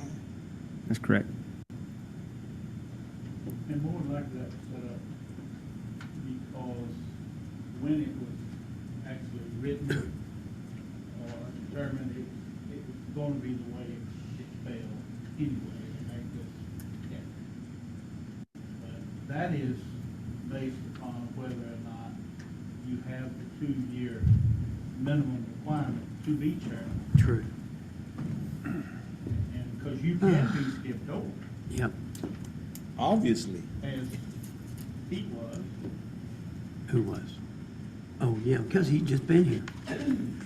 No, he can't, when he won his election, his second year, he ascended to the chairmanship. He's never been skipped over. I thought his term would have been when Bob went That's correct. Yeah, it went from, When he came on, in. He didn't go right to the chairman. no, Bob was the chairman. Yeah, because it's But skipped it 4. was no. 3, It was supposed to be 4 after Paul, but I just ran it. Yep. I didn't get that 2-year requirement. Did you, I guess, are we going through yours, or do you want to meet on those after? I don't, like I said, I don't. It's up to y'all. We just need to have collective goals of the board so we know what to work on. But it sounds like maybe some of these guys need to get it. I'm letting you Bill. Ooh. That's up to y'all. Bill? But it's actually, wait a minute. What's your official name? Bill, Bill. I'm a real Bill. Oh, you're real Bill. Sandy, quite honestly, I just love to be able to sit down and, I read this first and, I mean, Okay. It's been a couple months. Yeah. Okay, well then, how about, does anybody else besides Chairman and Commissioner McKenzie want to have an interest in sitting down and doing that? So it'd be the one. And then is there an opposition to us incorporating their recommendations as a red line and resubmitting this to the So entire what's the- board? This not the employee handbook. Is this a code of ethics for the employees and the commissioners? No, sir. This, Commissioners. the only portion we've covered so far is the code of conduct for the Board of Commissioners. So ethics is a separate provision, which I'll get to in just a second. But on code of conduct, it sounds like two of you have specific comments, questions, recommendations, and then three of you are okay as it stands, but don't have any. Whatever you do, I'm okay with. Okay, so if that's the consensus, then I'm gonna move on to county administrator, because if we can knock out some of these where everybody's on, everybody can come to give direction all at once, and it's less that needs to be addressed later. On county administrator, was there any feedback, suggestions, direction? And again, the intent was to establish a particularized list of powers and duties. And then I did remove the unnecessary assistant administrator section because quite frankly, the county administrator, by virtue of running that office, has the authority to assign tasks to those individuals. It doesn't necessarily need to be codified in the ordinance. And this section spelled out specifically what the duties of the county administrator are. Again, this is just kind of bringing things up to more current real-world process that we currently exist in. There's not significant changes. It just makes it more relevant to today. Any feedback, suggestions, questions, issues? None? Okay. Officers and employees, Article 4, there was no change. Ethics, as we already kind of have gone through, this is a rewrite, sorta. Again, this is the existing code of ethics. This mirrors ACCG. There is no enforcement component as it's currently written, and it's only applicable to the commissioners, which, as I've indicated, is one of the things that I'm suggesting that we change. What we're trying to do is require disclosure by such officials of their private financial or other interests in matters affecting the county. Okay, hold it right there. Yes, sir. When we do the annual financial disclosure with the Board of Elections, isn't that redundant? Yes, sir, but this board is the only one that has to do that as far as, like, if you appoint somebody to the Development Authority, he's under no obligation to make sure he has no private financial conflict with decisions that he's making, entities that he's making decisions regarding. This puts rules in place so that he or she now has ethical obligations to make disclosures, which Okay, so don't currently exist. What is the enforcement mechanism for that? I'll get there in just a second. So this would serve the basis for disciplining those who refuse to abide by those terms. So there is an enforcement mechanism. It establishes those guidelines for all of those officials, setting forth the acts or actions that are incompatible with the interests of the county, and of course encourages high ethical standards and official conduct by county officials. Okay, so really now, so just say we have evidence, facts that commissioner was involved in some type of transaction, land issue, and that it's without a doubt he has broken some ethical rule. How do you can't fire the commissioner because he was elected, and if there's no recall, how do you manage that? So there are different consequences that you could have. You could have like a public reprimand. You could have a censure of the act or the individual. One of the proposed consequences is to request that the board would request a resignation. If it's somebody on a committee, if it's like, say, somebody on Airport Authority and they were doing something improper that violated the ethics, this would set forth that the board could vote to remove them from that from their appointed, in that appointed capacity. So there's different steps that could take place. Did I answer your question? Yeah, from what my experience is that when you're trying to reprimand somebody and they don't want to be reprimanded, then there's a lawsuit, and then there you got years and years of legal wrangling. But that's why you go through due process. You have rules in place that say these are the rules. They enter an oath and they affirm that they're going to follow those rules. If they're alleged to violate those rules, you give them the opportunity. They have an impartial panel who hears evidence, hears their side. They have an opportunity to be heard. There's a decision. If they're found to have made that violation, there's a consequence, and then they have the right to appeal. So if you go through that due diligence, then they're getting their opportunity to be heard, they're getting their opportunity to appeal, and it wouldn't result in that lawsuit. If I were to just say, you know, Commissioner McKenzie, I think you acted unethically in backdoor dealing that property up on Prowl, and I punished him for that, then he's going to say, well, you don't have authority, or, you know, if I did have authority, he could sue me for doing something improper. But if you have the mechanism in place, you can go through those steps to get a consequence and the person's rights aren't violated. All right. But going one step further, as an elected official, you cannot remove it. I cannot remove you, to my knowledge. Now, one jurisdiction I think actually has that in there. I don't think that's legal, but I could ask for your resignation, or the board could ask for your resignation. And I could be a horse's to it and say, nope. Yeah, we briefly spoke to Nathan about this early on, and Commissioner McKenzie, you're right. I think his position is typically most jurisdictions have kind of a public. Who would initiate this? The chairman or you? Well, it depends. That's part of this discussion, is we need to decide that. Okay. Some parties use an external party to vet it.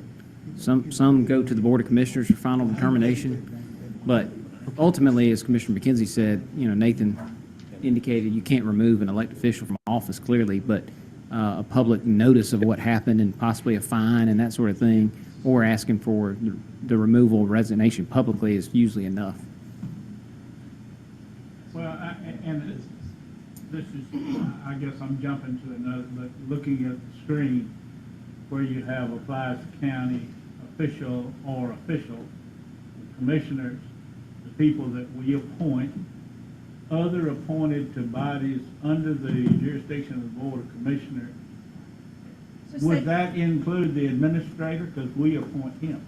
No, I think that is contemplating, like, say you did a task force to take action in regards to some intent to investigate and make recommendation as to an issue that the county was facing. Say we had a gang task force and they were tasked with investigating and make a recommendation of how something was to be handled or how resources were to be utilized.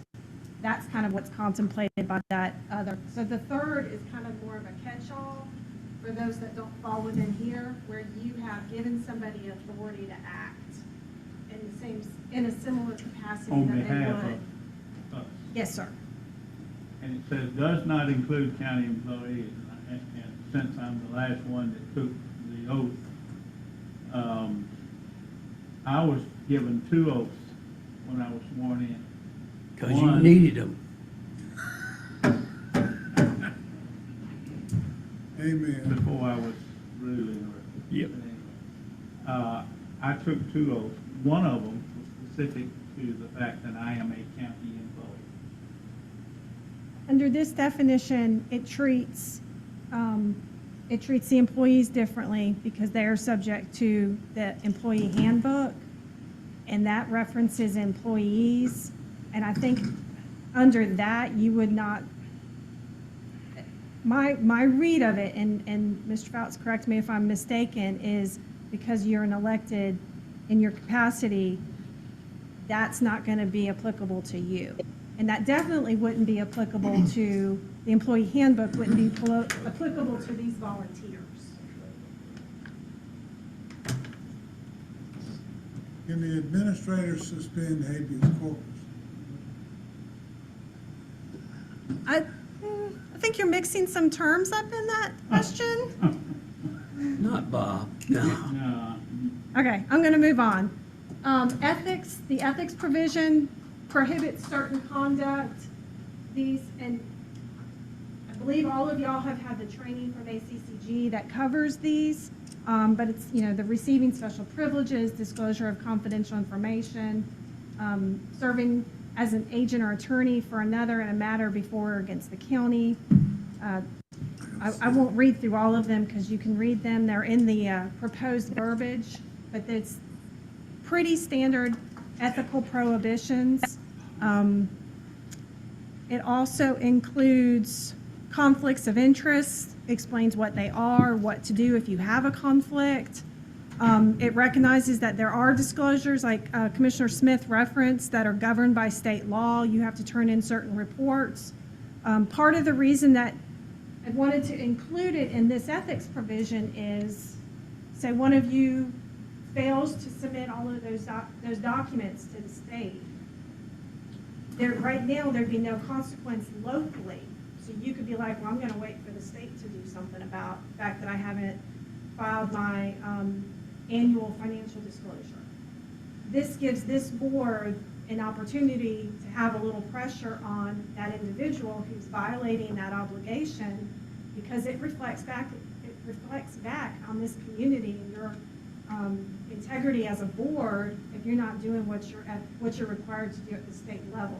Not saying you would have to go after somebody if they fail to do that, but it at least gives you the opportunity to, if they're flagrantly throwing their thumb up at the law. Will we have to go in executive meeting and take 3 of us to activate one of these?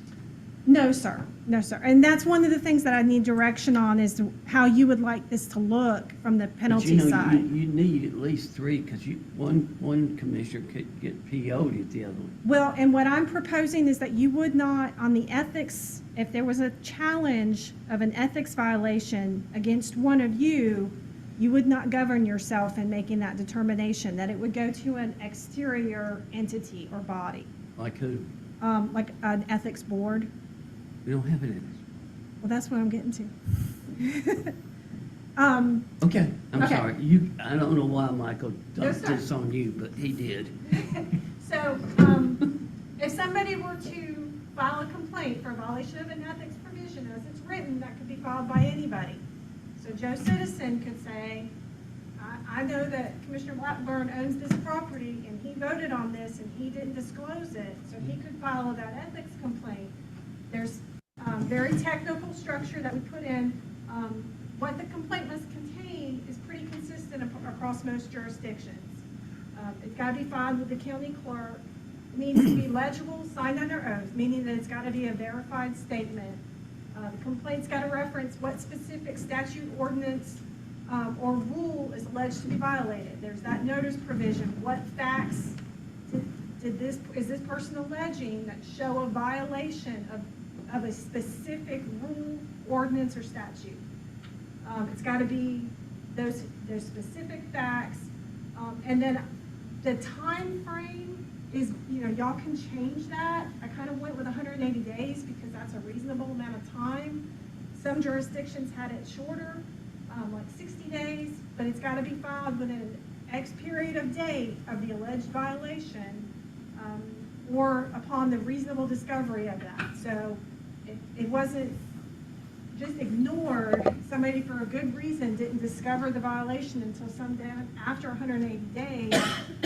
They would have to articulate why or how they discovered it. But the complaint's got to contain all of that information as it's currently laid out. Once that's received, I've got it bifurcated as to whether or not the complaint against a Board of Commissioner member or against an appointee. Depending on which way it goes, it could go 2 different avenues. If it's by an appointee, as I currently have it drafted, y'all would be the body that has that hearing, who hears the evidence, who gives the person who's alleged the opportunity to be heard, and then makes the decision and puts forth the consequence. if it's against you, the way I currently have it set up is the complaint would go to the Superior Court judge to review, make a determination as to whether or not this is complied with. And then if it is, if there's sufficient facts to show that it makes it to the next level. Essentially, if it were, think in the context of the due process, that there's enough facts there to show the potential violation of whatever the rule is for it to be heard by a governing authority. And then it would go to an independent review board who would actually hear the information, hear the evidence, and make that decision as to whether or not there was a violation. Now, in speaking with the chairman, I'm going to pull up something that we've kind of talked about briefly, if it'll show. Computer is not.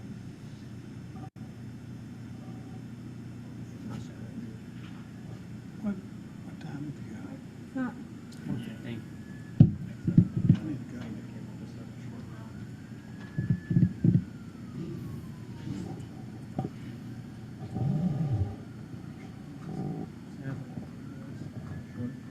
Best time. They're coming after you, Paul. Lay down. That's what I was worried about. Sorry.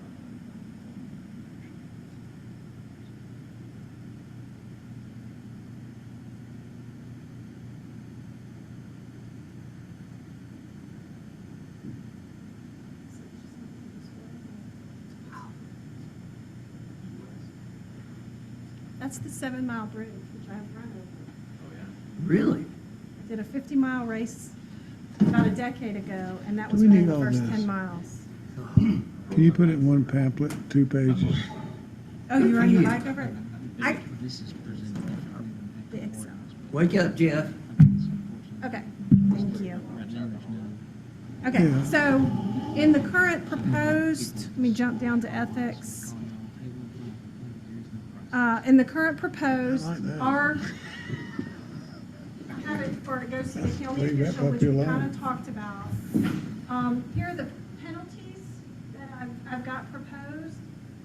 Public reprimand, censure by the Board of Commissioners, request for resignation. If appointed by the Board of Commissioners, then the involuntary removal by the board, or referral to authorities for investigation of possible prosecution, or any combo of the above. So those are the consequences. You can kind of see, I've got other jurisdictions with Is some a of. censure a slap on the wrist? Yes, sir, but it'd be publicly, so it's It'd be a public slap on the wrist. be everybody on the, I imagine I it's heard the that sort of. word, but I never knew what it really, really meant. It's the sort of slap on the wrist that gets you on the front page of the paper. I got you. Different jurisdictions kind of have different consequences, but for the most part, they're pretty consistent. And then jumping down, the ethics violation mechanism. So I've got it bifurcated if it's a non-BOC official versus a BOC board member. And currently, it would go to a 3-person review board where the Chief Superior Court judge would determine if there's sufficient facts to impanel a review board. Greene County has where they board itself conducts their hearings. Paulding has a board of ethics. Oconee has a board of ethics. And then I've since also looked at Clayton County, which has a board of ethics. The size of the board can differ. Paulding has 4, Oconee has, I believe, 5, and Clayton has 7. How they're appointed can differ. It could be that you have a standing board where they're appointed. There's a lot of variety. Each jurisdiction kind of does it differently. Oconee has an ad hoc board where they essentially have a special master who the board appoints, and then if the special master finds that there's sufficient facts to impanel a full ethics board, then it goes, you only pull that full hearing board together at that point. So they're not like always available. They just come up if they're needed. Whereas some of these other jurisdictions, they have a full board that serves terms. Clayton County even pays theirs. So there's a lot of variety. So I just, in that context, need some direction from you. If you would like a Board of Ethics to hear these matters, what do you want that to look like? Are there any consequences for someone going through this process and there was no basis for it? So What's the penalty to that person that So filed a complaint that wasn't real? I look back, and I've looked at so many of these, I just want to double check myself. Because I can see this flooding our office. So in the current version, I've got where if a complaint is found to be filed, it's a frivolous complaint, or filed by somebody who refused to participate in the investigation following the filing, which results in a dismissal. Then there's the request for reimbursement or restitution to the county or public official for attorney's fees. And the county attorney would be authorized to file suit in the appropriate court in order to enforce that. Defamation of character. So that would be, that's civil, and you'd have to have certain facts that would have to support that. But this is basically authorizing that we're saying, putting in the ordinance that if you file this frivolously, the county is authorizing the county attorney to go after you to get our expenses back. So don't waste our time unless it's an actual valid complaint. Okay, so I recognize I have thrown a lot at you guys. In the context of the ethics provision, is there any specific feedback, direction? Are there mechanisms that you know that you like, that you absolutely hate? What are your thoughts?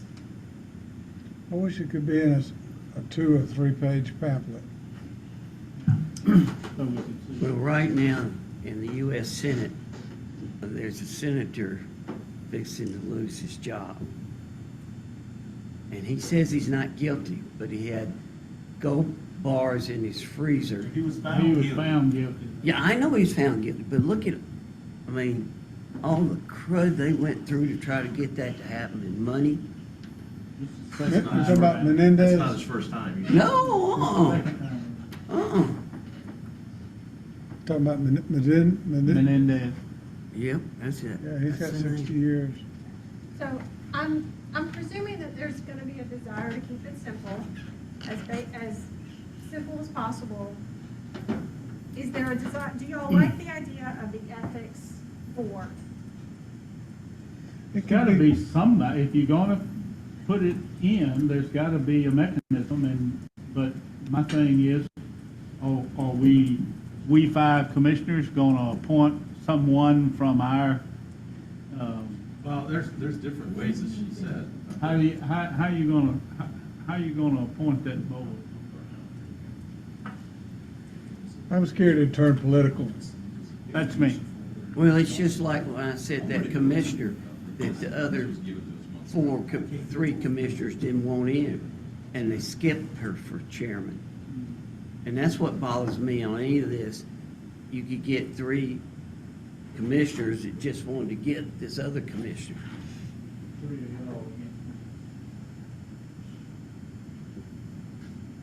And I didn't vote for that, for it to happen.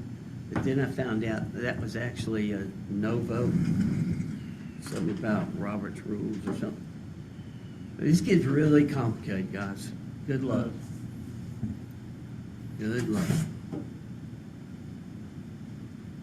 Well, I'd be willing to, I think Commissioner Kennedy said he would welcome an offline session. I would like to be a part of it. Well, I can only have 2 of you at a time and then Just offline. mention me and he and I. Okay. I didn't know nobody else even mentioned they were interested in I have all those already documented. it. So he's not interested. This is just being Commissioner Kennedy. No, he's interested. He said he already got everything. Oh, Yeah, I okay. said I went through this months ago. I made my notes, and this is just not, that's not the time to do it. There's Okay. all No, no, no, no, no. He's fixing to no, I- roll I off, won't be on that so board. it's just To be honest, two the way meetings. I feel about this, You you and I. either got Amen. ethics or you don't, Yep, period. lay it out there. The way I feel about it. Okay, so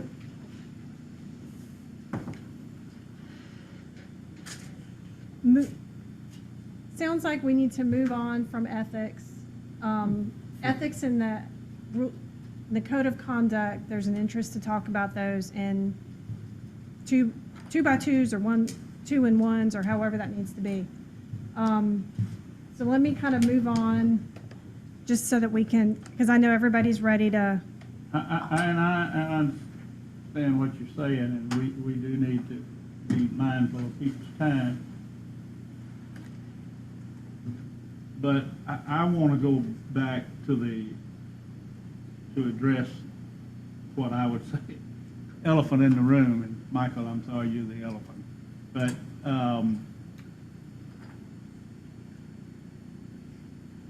the way that I've read what is being proposed, it would be basically unethical if a county employee calls me who lives in my district to discuss with me something that's going on with them. It would be unethical or it'd be improper for them to do so. And then if I take that and go to the administrator, he could not only take action against me, but take action against the employee. I think that that's not, I don't know that that would fall within the ethical violations. I think that it might be a rule, code of conduct, depending, but not with the, I don't know in the scenario that you are indicating it would qualify even as that. Yeah, I think the language that's currently drafted is talking about refraining from directing employees to do a certain job or task. But we could still talk to that employee. Oh, yeah, there's nothing here. And that they says- could talk to us, that kind of thing, because Just don't tell them to do anything. So let me ask you this then, I'm okay? not. 'Cause Generally, if I call Mr. Hanley without going through Michael, it's not that I'm trying to run his operation. It's just that I want to make him aware of a situation that a citizen has called me about.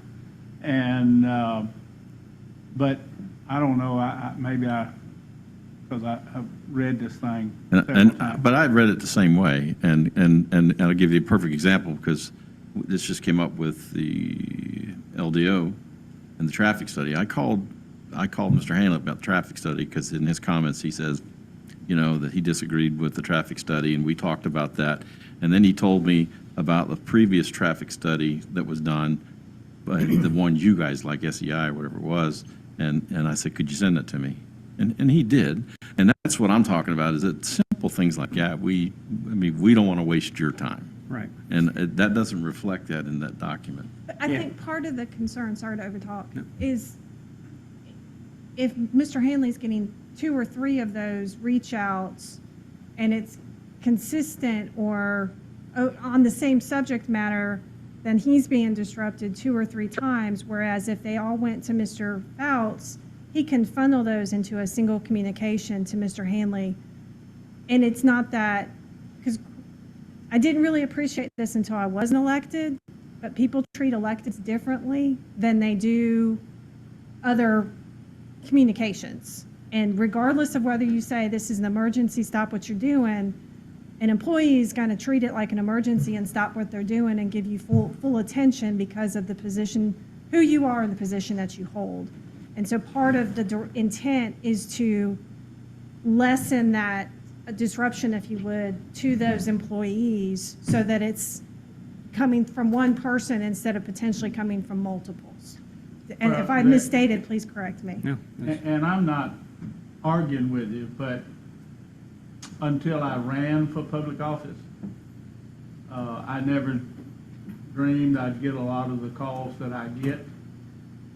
But some of them can be answered pretty quickly. Some, if I call, I'll just use Mr. Hanley as an example. If I call him, he has to get back with me, or he checks in on it or whatever. But the constituents who vote for us and elect us to this seat expect us to have that ability to call us, and we, in turn, those of us who know who to call them and not tell them what to do, but to ask them, would they look into it? That's the only thing. I don't know that I've ever told you to do anything. I didn't tell you anything to do when I was a warden, but I mean. You relayed. Huh? You were a relay. I am a relay, but the citizens, a lot of times, will not call, even though it would be a lot quicker, they could call and leave a message. But sometimes, and I'm not addressing Mr. Hanley at this point, but sometimes they call me after they've made several attempts to call that department, and then They I get get frustrated. involved. You're right, I get involved. And they don't know what's going on in that department, but they expect that service, that level of service. So I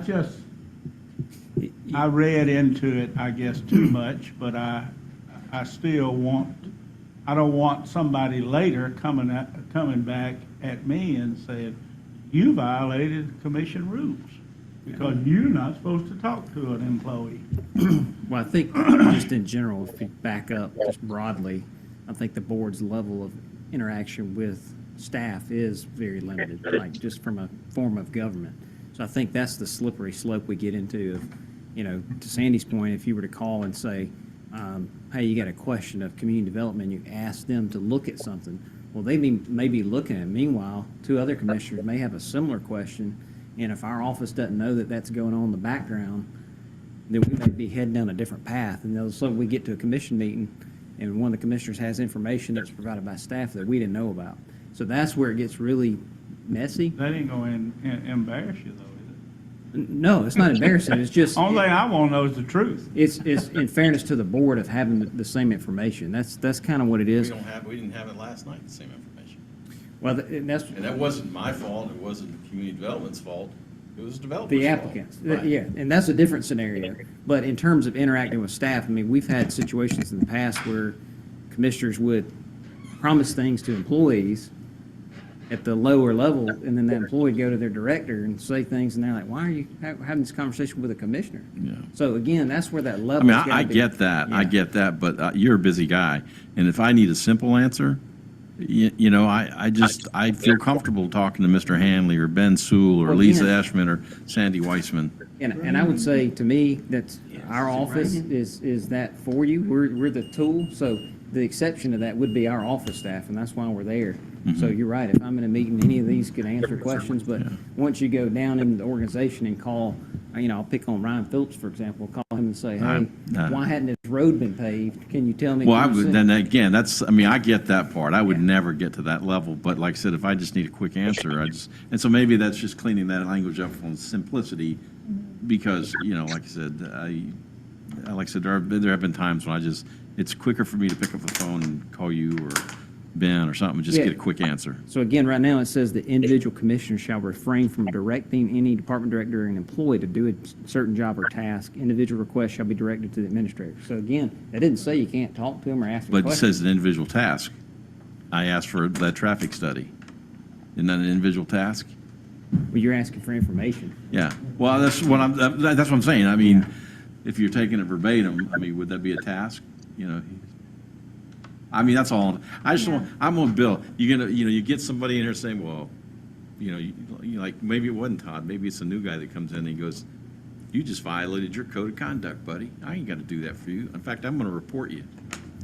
You see what I'm saying? Right. I don't think the team here would do that, but I think the board just needs to decide at what level you guys are going to operate at. That's where it lies, is like some of these are operational things versus policy decisions, and that's where the difference lies.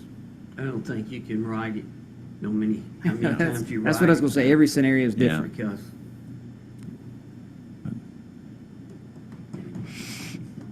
God, you got a hell of a Well, job this is there to deal with. it's hard to go through this much content right after everybody ate. So I apologize I'd if like we're to have struggling. something like your job, procedures to keep you, where one commissioner got where they didn't like you and want to just fire you? You got anything in place for that? Well, that takes three of you. Yeah, yeah. Yeah, but I mean, I think it needs to be fair to you. I feel like we have direction for conversations on the board's code of conduct and on ethics, that there's some, that needs to be revisited and fleshed out some.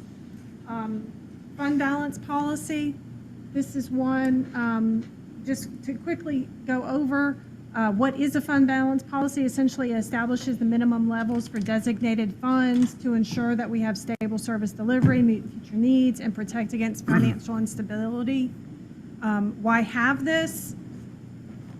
There's some different entities that recommend that we have it, the Governmental Accounting Standards Board, and then going down in addition, it's recommended by GFOA, rating agencies such as Moody's and Standards & Poor's. It's one of those policies that they like us to see, that they like to see that we have this on the books. So what are these are the different fund balance categories. The main one that this is going to be applicable to is our unassigned fund balance. The target is for unassigned fund balance is to have, the policy sets forth that our target is to have 30 to 35% of budgeted expenditures in our fund balance. What is that amount right now? So right now, that's at 27%. So Go ahead. let me kind of, Yeah.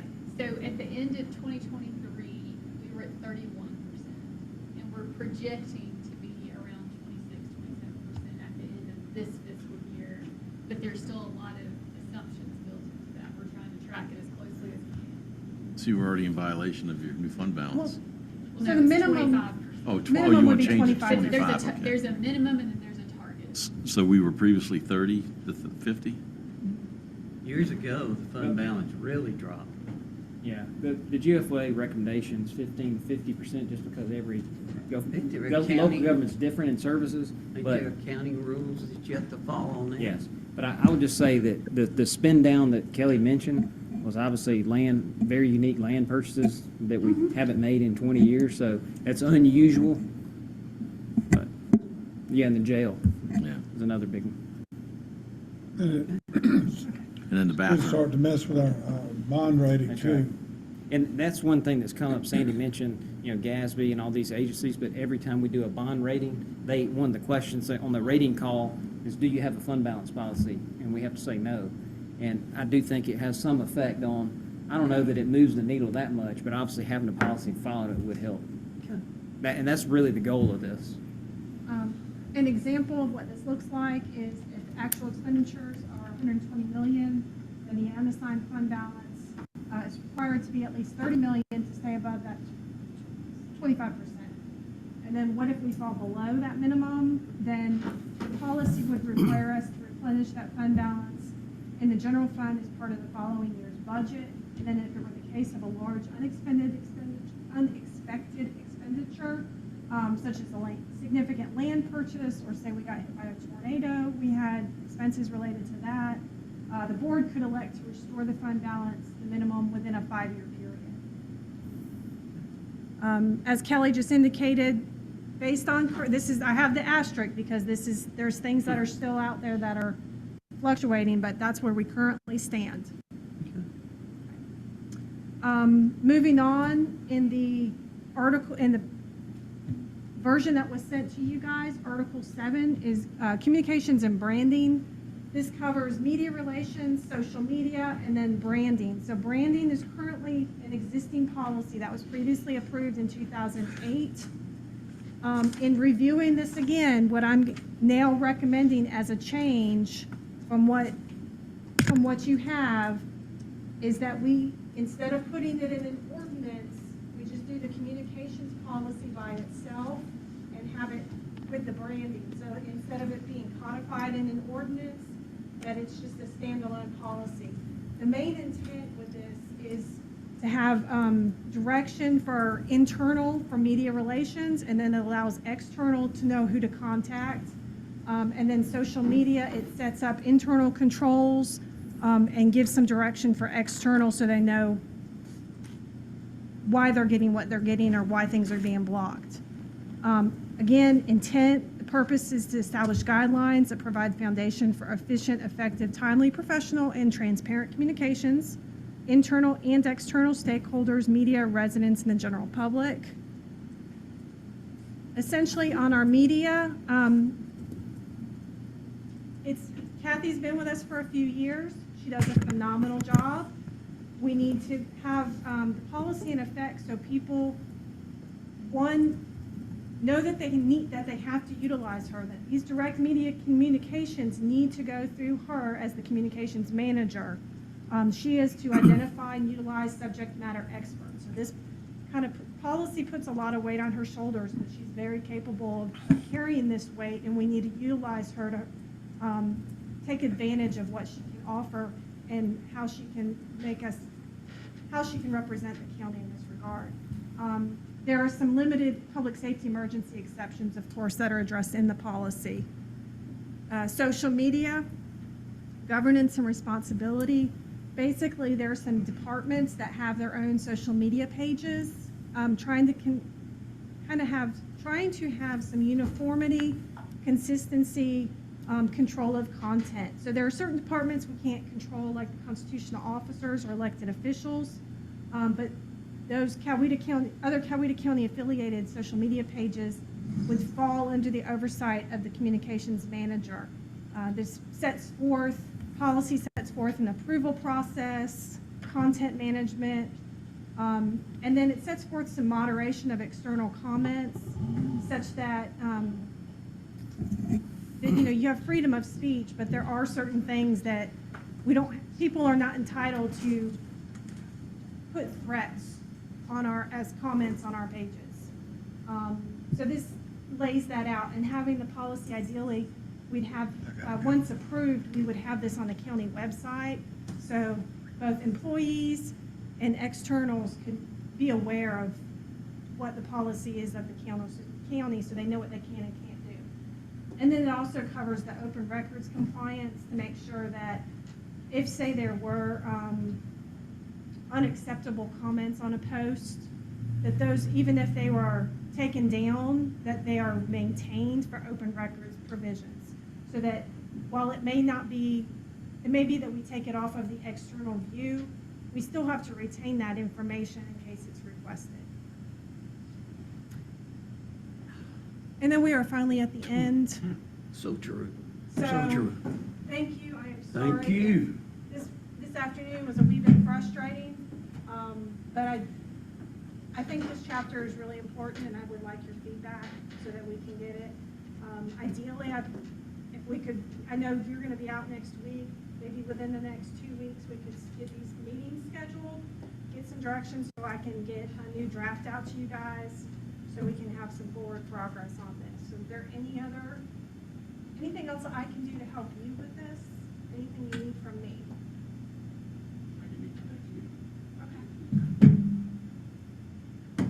Thank you.